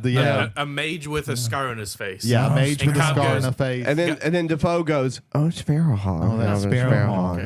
Sparrowhawk. Avenge me, Harry. Avenge me, Harry. Find those slaves and I'll get Sparrowhawk." Find those slaves. Why does he need slaves? We don't fucking know. That was They don't never explain That it. was never No, explained. Okay, they do. Do they? Do they? Yes. Do Expound. they? Shut up. There we go. Explanation. So we get some plowing and not the good kind. Do you want to watch somebody plow fields? Because that's what you're going to watch. It's going to happen for about 5 You minutes. think you got this cool wizard and you're going to see him do cool wizard things. No, he's going to lead an ox while the kid gets blisters. No, Goro decided to play Harvest Moon in between making. I this think movie, before that so. too, like the girl finds out that he's there. Yeah, the girl finds out that he's there because And she goes to freaks wake out. She's she goes to wake the nonplussed. woman. She is freaked out. She is pissed off. We get some exposition on her backstory from. She's an edge. He's an edgelord. Oh no! More I hate show him. don't. The show don't. The tell don't show in that comes later. Yeah. Because they finish the plowing and he goes to take the ox back inside the barn where they know that the girl is, because the girl is helping a sick lamb. I mean, get back on its feet. yeah. And he sees this. And the girl immediately she goes from nurturing. She goes from, "Oh my God, you sweet little lamb! We just needed some tender, loving care." And she looks up and goes, "Are you coming in here to kill this lamb?" And we're like, "What?" And I'm like, "What the fuck?" Well, is going on?" also, That's the power of the goat also scene, before Brady. that happens, there's a really You have to appreciate the power of the goat scene. there's a long awkward pause though while he's just staring at her while she's doing this while he's Yes. standing in the hallway. That's because like the door of the barn. for door of like the barn. for like 7/8 of this movie, Aaron's a real edgelord. yeah, he's super edgy. He goes from like His MySpace page is just My Chemical Romance and none of the good songs. He's emo as fuck. yeah. Yeah, she's like, "Are you gonna murder this lamb? I can't stand that." We also find can't- out that Sparrowhawk used to be a goat herd, so he's actually he knows how to herd some goats. He's the goat of the goat herders. Yeah. He knows how to farm. At night, Aaron has another weird dream where there's a whole bunch of goo.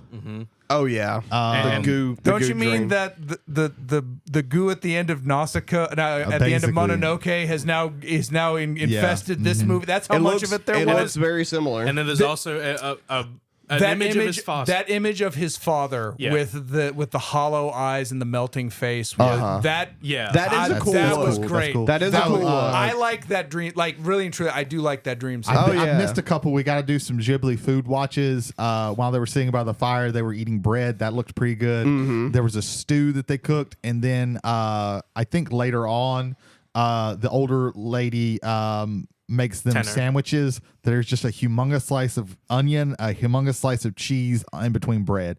That actually looked good, even though I can't stand the texture of onions. Bianca watching, she's like, "What the fuck is that?" Yeah. I said, "An onion." Yeah, but it looked good. I will say it. So yeah, then Sparrowhawk is just like, "Hey, I gotta go somewhere." Yeah. Don't tell Aaron I took his Don't tell alpaca. Aaron I took his alpaca. Yeah, don't I'll be tell him I back. took his stuff. And she's like, you need to stay until the fields. It's like, I'll be back later tonight. Yeah, Make sure keep an eye on Aaron. Keep an eye on That Aaron. is wrong.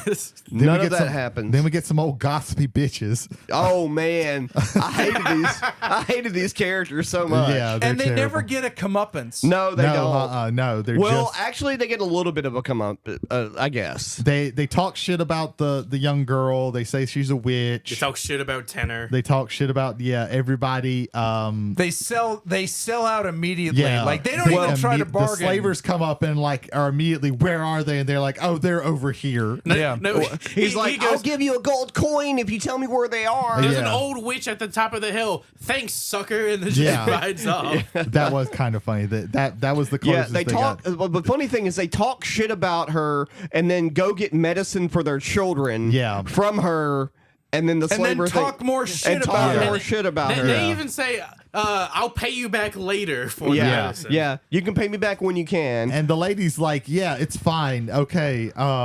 Same as last time. Gotcha. She also said something under her breath. She's like, "I wish there were better people in the world," or Yeah. something like that. Some Oh man, offhanded really comment. got them. Yeah. Then the slavers come and break the fence and rough them up and say, "Hey, where's Sparrowhawk?" And she's like, "He's not here." And they're like, "Okay." And then they leave. We'll be back later. We'll be back later. I'll see you at the pay-per-view. I'll see you at the pay-per-view. This does kind of sound like a Cheech Marin plot from one of the Stoner movies. All right, we'll be back later.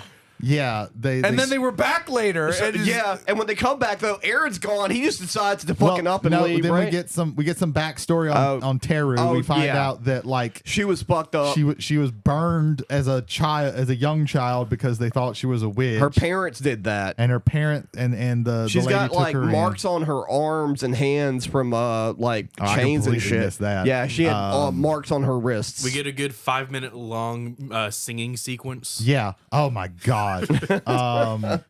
Ethan, you remember more of this movie than you thought you did. Before any of that, that comes later because they have to build the fence, so we have to watch them build the fence. They have to rebuild the fence. And then there's just a whole lot of bullshit that just mumbo jumbo that just comes out of nowhere. I don't even remember what they said. Did anybody write that down? Are we talking about the talk at the Rock? Maybe. Are we talking about the talk Maybe. where I don't he know. admits that he killed his father? I'll be honest. This starts blurring. This part that this starts blurring. That was the summer drinks and Tales from Earthsea. He tells her, and the power of the goat This scene. might not happen. Yeah. I don't think. Maybe. No. This doesn't happen yet because we cut to Sparrowhawk. He's back in the town that's not really a town, and he finds the sword. oh, he buys the sword back. He buys the sword. So time has no meaning in this entire movie because things just happen instantly. Yeah. Because the slavers are already back in the town. Yeah. And he goes to buy the sword, and the guy's like, "Oh, this is a piece of junk. I'll sell it to you cheap. I can't. It's rusted shut." So he goes to buy the sword, and the Cheech. the Cheech goes, "Hey, I know you," and he turns around and and his face is changed. Yeah. And he looks really dumb. Magic. He's like, I don't know no wizard. And he's like, "Oh, you're not him. If you see him, If tell you him see we're him, looking tell him for we're him. looking You for see him, let me know. And he turns back around, and the guy's like, "Oh, you changed your face." And then that's the end of that scene. Hey, they're looking for you. Yeah. Hey, are you okay, Aaron? Yeah. I'm sorry again, I think Timothy Dalton did the best he could with what Everybody he was did the best provided. they could except Willem Dafoe. I'm sorry, I love you, Yeah. but Well, you've seen The Boy and the Heron, so you've seen better from him. That is better. Then Aaron confesses to Teru. Well, I also have Cobb question mark, so I think we cut back to Cobb. Do we? Can we just get to the talk at the Rock? Because that's the next. Then No, Teru's missing. Go ahead, fine. Okay, I know what this is. Cheech goes back to Cobb at his castle. Yeah, because time means nothing. yeah. Everything happens instantly. He tells Cobb that, hey, Sparrowhawk is at this farmhouse along with one of the slave children. Yeah. He's like, good. Go. Wait, hang on. Good. Go get them. Yeah. go get him. And then so they run off. Then back to the farm. You then think Teru, you can replace me? I am this company. I'm just going to keep getting Spider-Man lines in this as best I can. You know, I'm something of a scientist myself. Cobb then just goes out onto his balcony, and you see his form like through the door. Oh yeah, it would be a really cool transformation scene, except we see it through an opaque window. Yeah. You see him turn into like this bird-like creature, and then just jump up into the sky. Yeah. What does he do? Fuck you. Wait. They explain it. Shut up. Then we cut to the farmhouse. Now we're to the talk at the Rock. Teru is missing, so he's like, hey. They're kind of freaking out, and you're just like, oh my God, what's happening? No, she's just standing in a field. She's singing for 5 minutes. She sings 3 verses of this song. This is when I'm hiding under the table. I'm afraid Brady is going to start violence. This is when I broke. Hold on, wait a minute. Okay, my knife's out. Okay, This is when I broke because she sings 3 fucking verses of the worst song. And his response to that is, I killed my dad. And then he goes, yeah, I just killed my dad. Why? Fuck you. Yeah. Why? I don't know. Hold on. Ethan, they explain it. Explain it to Brady. Fuck you. There you go. Shut up. But no, it's okay. It's okay. He also explains that there's some sort of like thing following him. Yeah, he feels that something is following him. He has a shadow. What is this shadow? Fuck you. Shut up. Shut up. No. It's in that book. That would be nice. But not in the way they did it. Explanation would have been lovely at this point. It's not the same. Yeah. Before I forget to do this, let me get it. First of all, ladies and gentlemen, in about a week or two, I will give you my full review of A Wizard of Earthsea, because I want to give you a positive. To be honest, I've been wanting to read. Like I've always wanted. Once you are done, please, we can pass. I'll hand that book. I haven't looked at it. If I like, I'll read it too. Okay, Yeah. you're reading it too. Okay, All right, okay. future episode. A month down the line, we're all gonna have read A Wizard from Earthsea, and that might be an actual episode. Yeah. Huh, okay. Okay, there we go. There. Okay. That's the first. The other thing I want to say before I forget about it, Denny Villeneuve, wherever you are, if you can hear this, do an actual adaptation of Earthsea. I know you can do good adaptations, and this thing needs one. Yeah, it's going to be like 15 more years before the next Dune because he wants people to age correctly. So you've got time. I said like way to open a conversation because she sings this what is supposedly a beautiful song. That is a dubious statement, but then he goes, I killed my father. I just murdered him. Yeah. I just killed the shit out of him. I feel like something is following me now. And he meets the shadow. God, this is the most emo fucking shit. And then he runs and falls unconscious into a swamp. He has another weird dream, and he sees his other self. And then my second to last, in all caps, I can't hear the dialogue! Exclamation point! Exclamation point! Exclamation point! This ends my usefulness in this review. Okay, so for this scene, would it have been better if instead of the score, it was "I am crawling in the dark, looking for the answer"? Would that have been better? Would that have been more? Anything would have been better. Captured Aaron's mood better? Would have been better. Okay, I found the reason for me. How could this happen to me? No, I'm not going to go any further. He shows up at Cobb's castle. That's what. Sparrowhawk just shows up at Cobb's castle. You think, okay, he's going to confront Cobb. No. He does not. No. He just knows where Cobb is. He just is like, apparently what happens in the movie is he goes, that's Cobb's castle, and just turns around and leaves. Yeah. So at this point, Aaron has run away from the farmhouse, and he drowns. And then Cobb shows up, and just swoops him into his arms. And he goes, and then they go back to his castle. Cut back to the farmhouse. Yeah. It is. And you think, okay, he's going there, and Sparrowhawk's right at the castle. They're gonna have a showdown. Nope. Wrong. Wrong. Cuts to Teru and Tanar in the house. There's a knock on the door. He's like, they go, "Oh, it's Sparrowhawk." They open the door. Do you not Wrong! remember when the slavers said they would come back? Yeah, Wrong. the slavers Cheech come is back. there. The slavers come back, and you think, oh, they were after the girl earlier, so they're gonna take her. No, they take the older lady, And they tie her to the gate that she and just they tie fixed. the young girl to the gate that they just put in the ground. I'm sure that will stay there. Yeah. And so. Fuck. This is where Aaron wakes up in the castle, right? Yes. Aaron wakes up in the castle. Aaron wakes and up in the castle. Cobb is just standing And over Cobb him. is Just looming. Yeah. Cobb is looming. Aaron goes, "Where am I?" Where am Cobb I? goes, "Drink this." Drink Yeah. it. And he goes, Hey, "Why don't you Aaron- put the keys up on the table?" Aaron looks at the glass. Wake up. Aaron looks at the glass. Grab a brush, pull it Hey, out. go create another and it's fable. the- Wake up. Aaron, I cry when angels deserve to die. And then he starts, and he goes, rest his head on a pillow And Aaron made of goes. concrete. Aaron looks at the glass, The and Cobb goes. toxicity And Cobb of just our goes, city. "Trust me." And Aaron goes, Even "Okay," and flow. drinks it. Across the road like butterfly. And then he just tells, apparently, like, so this is where we find out that true names are a thing. Yeah. And if Which- the only reason this made sense is because I understand that from other fantasy Media. books. Yes. And one of the hallmarks of true name comes from Earthsea. Yeah. Yeah. This is a big thing. Yeah. That should have introduced, And he's just should like, have been part of the Tell me your introduction. real name. And he goes, my real name is, I don't know because I couldn't hear Lebanon. this shit. Lebanon. Lebanon. Cool. Lebanon. If that's it, And you he- Cobb could be lying. Lebanon. I don't fucking He- know. So Cobb Why am I goes- looking at my notes still? Like, this is You useless. just said that they were useless, and Cobb, maybe if you- I need something to pick up and move. you're staring at them to try to find the secret meaning.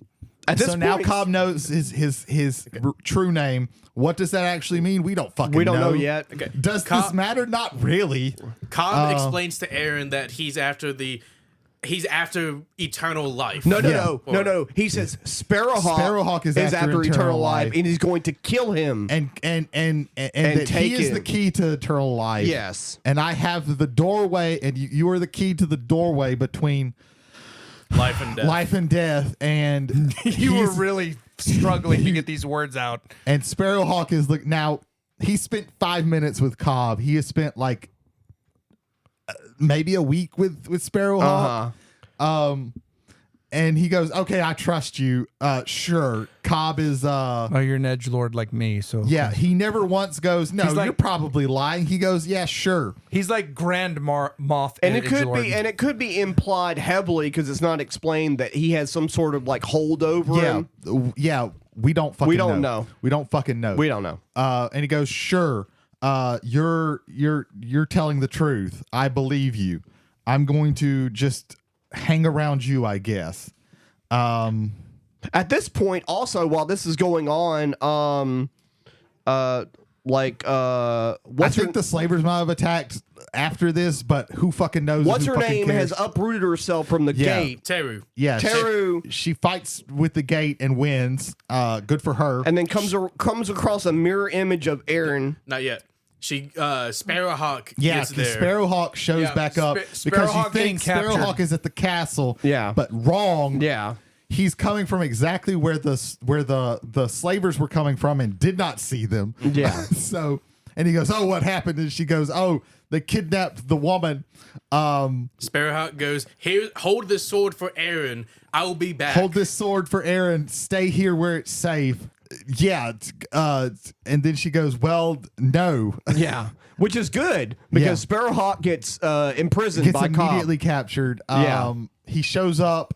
the Archmage Sparrowhawk. Yeah. The Archmage, who we think is that means that he's supposed to be pretty strong. But and he's old and his magic is leaving him. Yeah. Or something he says later. he shows up and Cobb whispers to him, and then he sees that Aaron is with Cobb and basically just gives up. I don't fucking remember. Something like that. Then the girl this is where she sees Aaron's shadow. She sees Aaron's shadow. And she decides who kind of acts like Aaron, who kind of is Aaron, but is not Aaron. It is fuck you. Like, why are you asking what the is shadow happening? leads her to Cobb's castle. Yeah, he leads her to Cobb's castle and says that he can't go any further because of magic reasons. And she's like, here, take the sword. And he's like, I can't take the sword because I'm not a physical form. Yeah, I am Aaron, but I am also not Aaron. I'm also not Aaron. Is this Schrodinger's Aaron? Yeah, Yes. probably. Fuck, I can't even remember the rest. then- This is where it gets really hazy. She finds Aaron in the castle when she gets in there.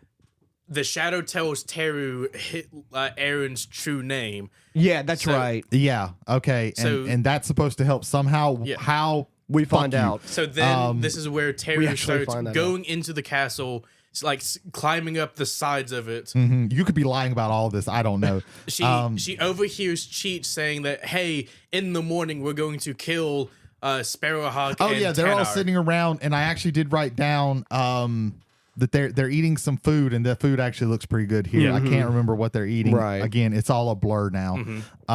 She overhears that, and then she finally just so happens To find where Aaron is in the Aaron's castle. room. Yeah, and tells him his true name and breaks the spell. I Well, think. yeah, they talk for a good minute or two, and he's like, it's hopeless. Yeah. Like, I'm not. He's being a really sad boy. I'm I'm murdering my going, father. I'm going to die He's hit anyway. the point in emo where the cure isn't dark enough. Yeah. Like you have to go deeper. So it's she- like Bauhaus in reverse. So she tells him his real name, and then that snaps him out of it somehow. And then they're both in the Salwab, dream. is that Bauhaus reversed? Yes. Okay. They're both in It this took me dream sequence. way you too go. long to figure that She out. dances okay. at parties. No, but Yeah. it meant you were focusing on something other than Tales from Earthsea, Yeah, which was because trying to help you. You to were trying be to help honest, yourself. This is healthy, This Brady. part This is healthy. I don't remember this part. I remember the next part that happened. I lied to Chipino about being able to speak Dutch. All right, so moving on. They now both Teru and Aaron rooster. are in this dream but he ain't sequence gonna die. where they see Harry, the dragon avenge come me. up.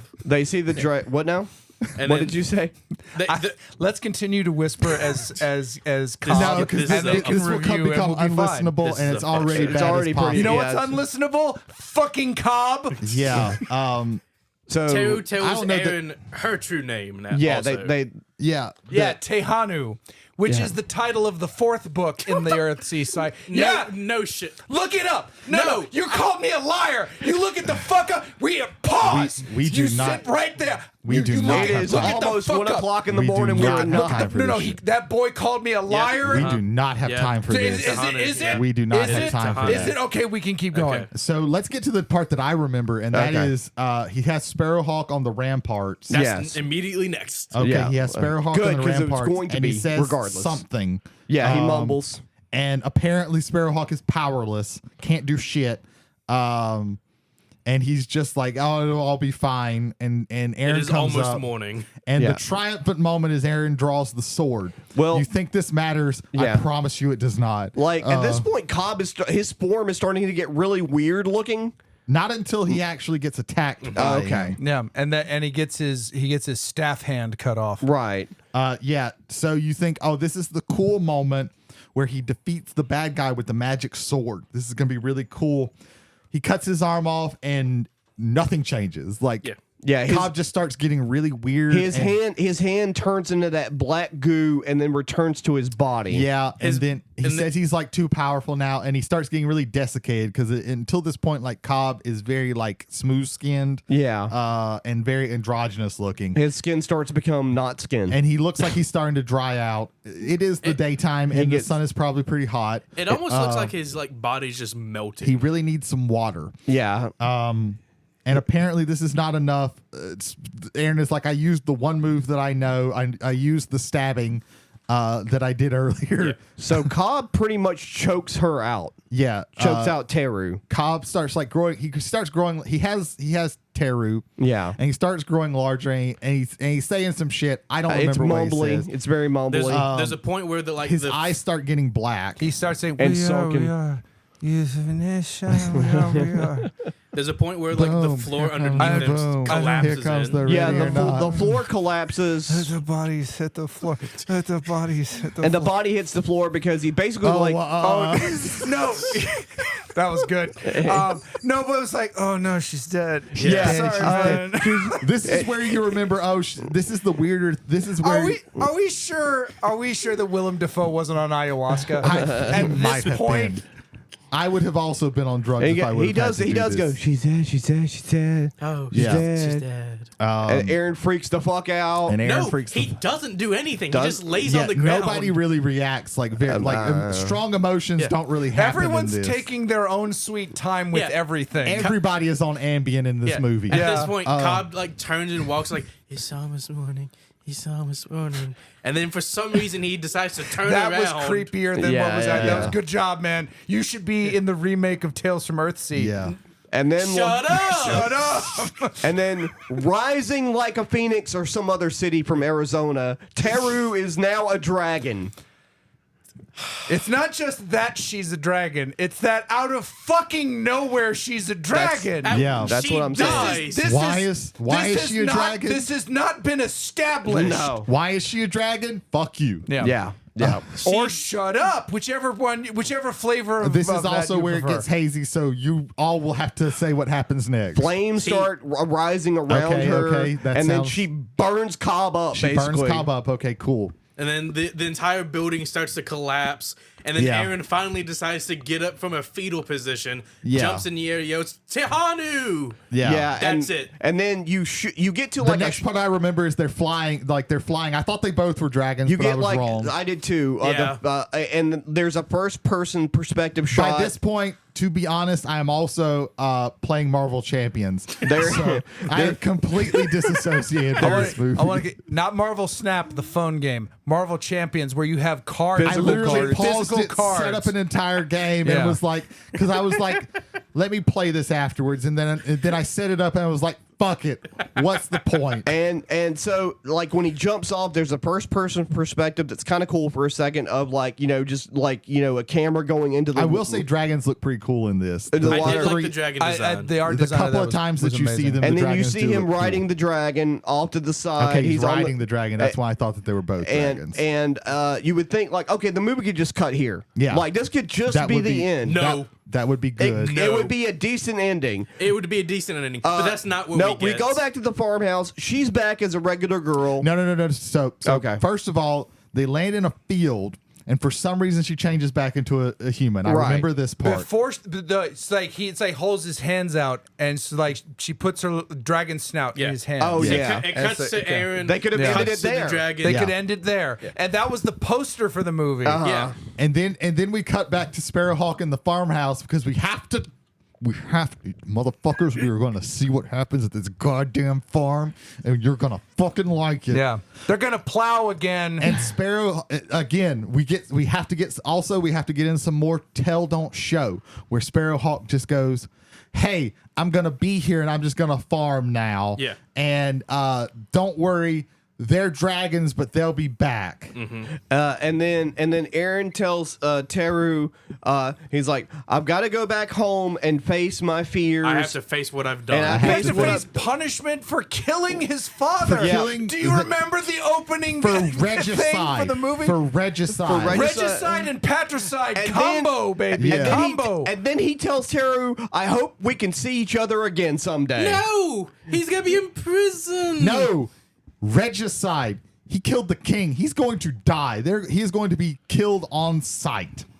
Like, And Sparrowhawk just allows like, I'll allow it. And she goes, and that's the end. I think. I don't fucking know. And then she does just what Mononoke does and is like, all right, cut boy, see you never. Yeah. And that's the end of Earthsea. And then and then I looked up and the credits were rolling and I was like, thank God, this is over. I don't ever have to watch this movie again. Like I said, the first time Because I I thought watched the first this, time I was like, I don't ever have to watch this movie again. It's fine. The first time I years later, watched you it, met us and like, no, we're I doing didn't it have again. much of a basis for other Ghibli movies because I'd only seen a couple. And it wasn't like the main three either. It might have been one of the main three, but it wasn't all three and of to them. be honest, like we're complaining, this movie is aggressively fine. It's fine. It is kind of like just eating a little bit of flavored paste. This is a 5 out of 10. If you don't compare it right to, in the middle. If you don't compare it to other Ghibli movies, it is a 5 out of 10. Damn near any other Ghibli movie. Taking Ghibli out of this, I thought that just looking at the title alone, I would have. My first thought was like, okay, this is gonna be like an anthology like movie because that's how it feels like it's presented. Tales from Earthsea is an anthology. Exactly. Yeah. Yeah. Exactly. So when I watched this and it doesn't meet my expectation, not even considering that it's part So what of you're Studio saying Ghibli. is Goro Miyazaki subverted your expectations.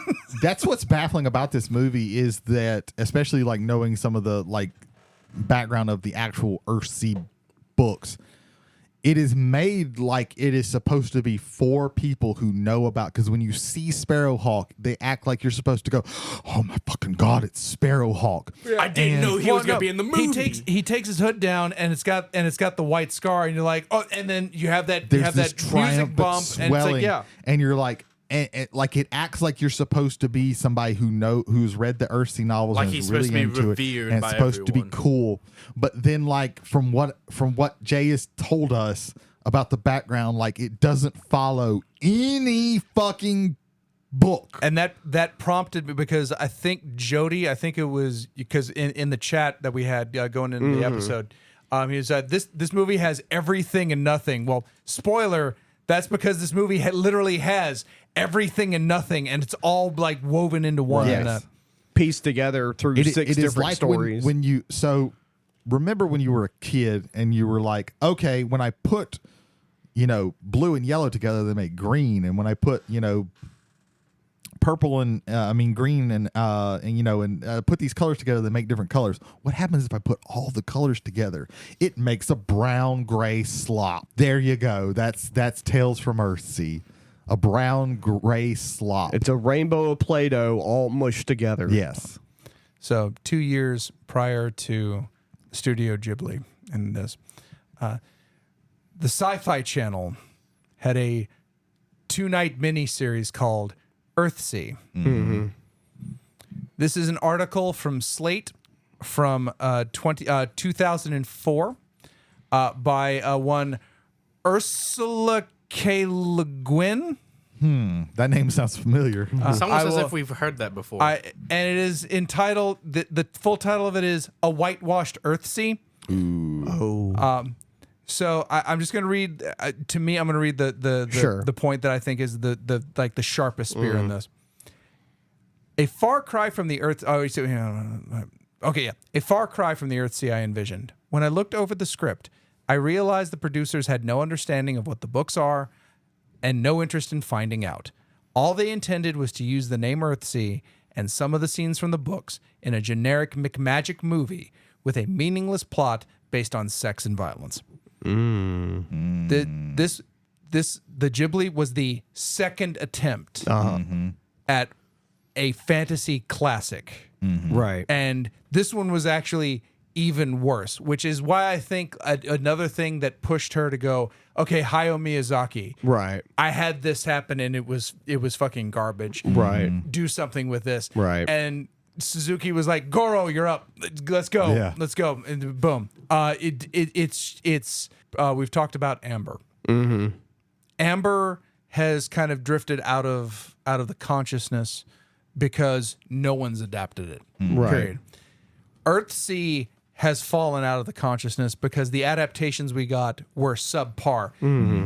Tales from Earthsea is not as bad as the Earthsea side. I remember when it first aired. It's way bad. It's a sci-fi movie from the early 2000s. Let That me put says it like a that. lot. Battlestar Galactica really kind of, when they did that, really righted the ship on the stuff that you could do from that network. Earthsea has fallen out because these things are bad, and this is not. It's bad, but it's specifically bad looking in the shadow of other works from Ghibli. And also just other like fantasy adaptations, because again, you look at, I was just thinking about it, like Lord of the Rings has always been thought of like a seminal fantasy series, but it's always been kind of in the periphery of like people who are nerds. They know about, you know, Lord of the Rings and everything, but it was the movies that really brought it into The zeitgeist where Right. everybody is like, okay, we all know about this, you know. Before those movies, you couldn't really, like, if you walk down the street and say, hey, have you ever heard of a character named Legolas? They would have been like, what the fuck are you talking even about, at like man? pre Comic-Con sci-fi conventions back in like the 90s and shit. Yeah. And you know, Comic-Con might have existed in the 90s, but it was only at San Diego. Well, even in like the early 2000s and stuff like that. Right. Yeah. But I would, you know, nerds would talk about fantasy and sci-fi and things like that. They almost always mentioned The Hobbit. Almost nobody talked about Lord of the Rings. Yeah. They talk, the Hobbit was way more prevalent amongst circles because you had the book, but you also had the animated film that was made in the late 70s for television as well. But yeah, Lord of the Rings, before the movies, not as much. And like having a poor adaptation basically does the same thing. Like that, this has happened so many times. Right. Unfortunately. Ursula K. Le Guin died on January 22nd, 2018 at the age of 88. Yeah, I remember that. I just at least one tear for the fact that she never got to see people put together her work in a way that it would be celebrated in a way that she could feel that, okay, I inspire these people to create this work based off of mine. I feel bad about that. And again, like some of the we've dealt in before.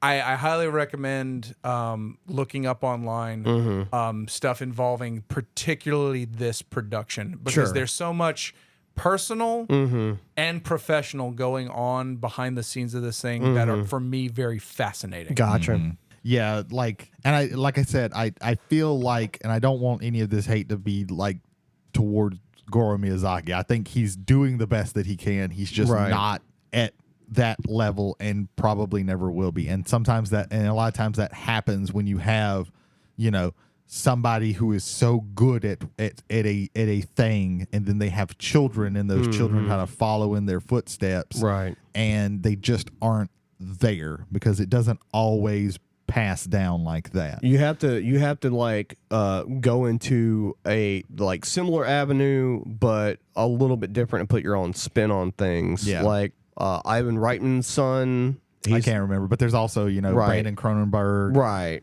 who I've heard the daughter of the Cronenberg.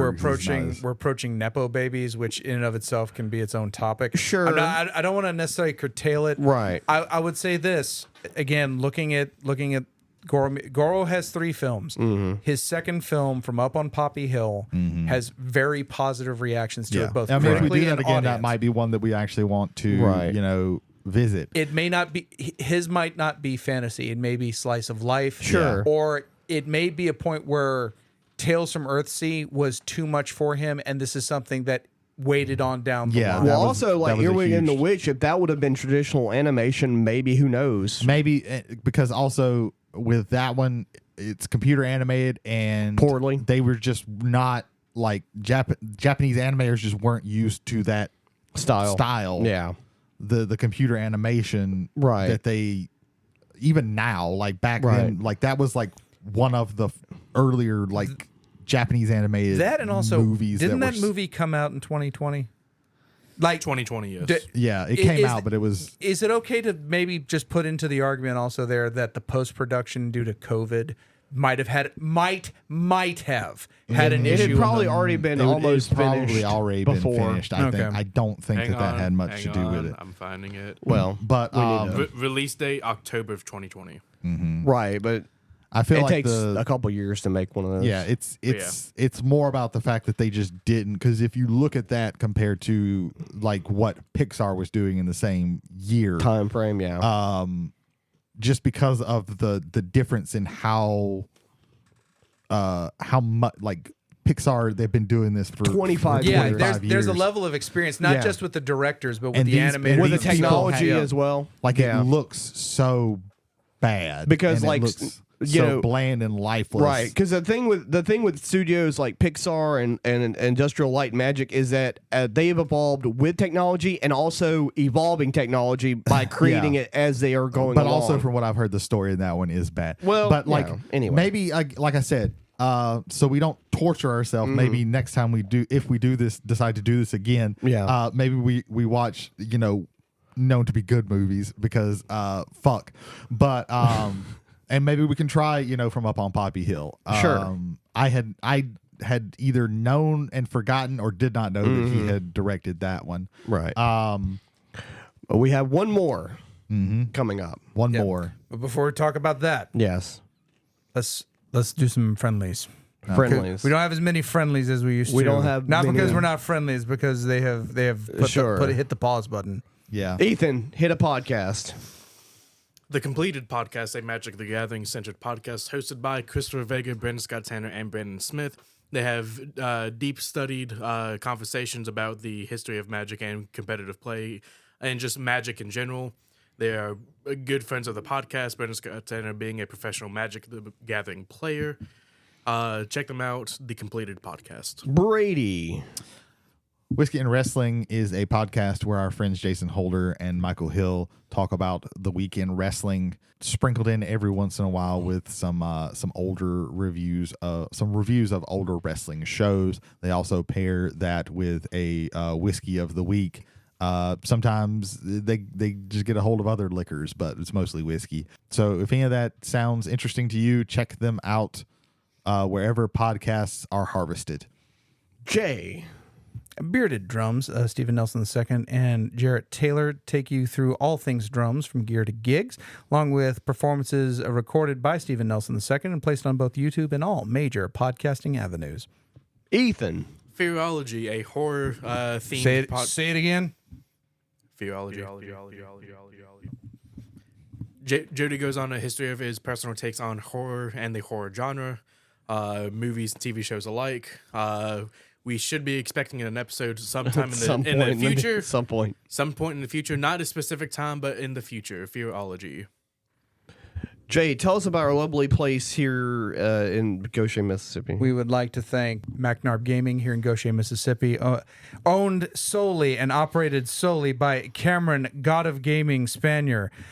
Right now, what's some of the big stuff we got going on right now? I saw some Lorcana that was broke out We tonight. have Bloomburrow's coming up in a week or two, which is a new Magic set. Lorcana is still popular-ish. Yeah. There's that. Yeah, you and Bianca were going through some cards that looked like. We sold all of her stuff. Oh, For Magic. okay. There you go. That makes sense. The Lorcana bus is coming to a slow halt for some of us at the table. Anyway. But for those that are still interested, they still have stocks. And I think they're still hosting the challenge tournaments. I think they have one coming up. I cannot remember when they said it was going to be. And I do know the Star Wars Unlimited game is actually going on Sundays. That so one's that's popping off too. pretty good. RPG Hopefully nights. in the future we can also announce having like a spearhead day for Age of Sigmar. Holder and I have RPG been nights talking are about that. Wednesdays here. They have and, tabletop games throughout the week. Especially Yeah. Thursday. anytime you want to just come up and pick a board game off the wall, there's like plenty of those too. There you go. MacNub Gaming, located in Goshen, Mississippi. Is that it? Are we done? Next week, the final Ghibli movie for Ghibli July. Hosted at my house. Yes. Maybe a potluck. Who knows? We're going to find out. The Boy and the Heron, the most recent film from the Ghibli catalog, and the 275th retirement film for one Hayao Miyazaki. This is going to be one that this is going to be one that nobody but me has seen. That's is true. true. That's true. For Travelers on the Omnibus, I've been Jody Kite. I've been Ethan Skinner. I'm James McCarthy. Brady Davis. Thanks for listening. Get us out of here. I can't hear this because I don't have headphones on. There you It's go. great. Yeah. It's 1:00 in the morning. Yeah. You've been raw dogging this entire podcast with no headphones. That's true. That's true.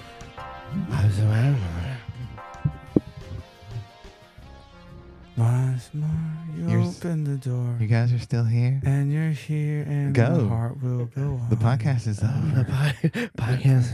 The podcast is over.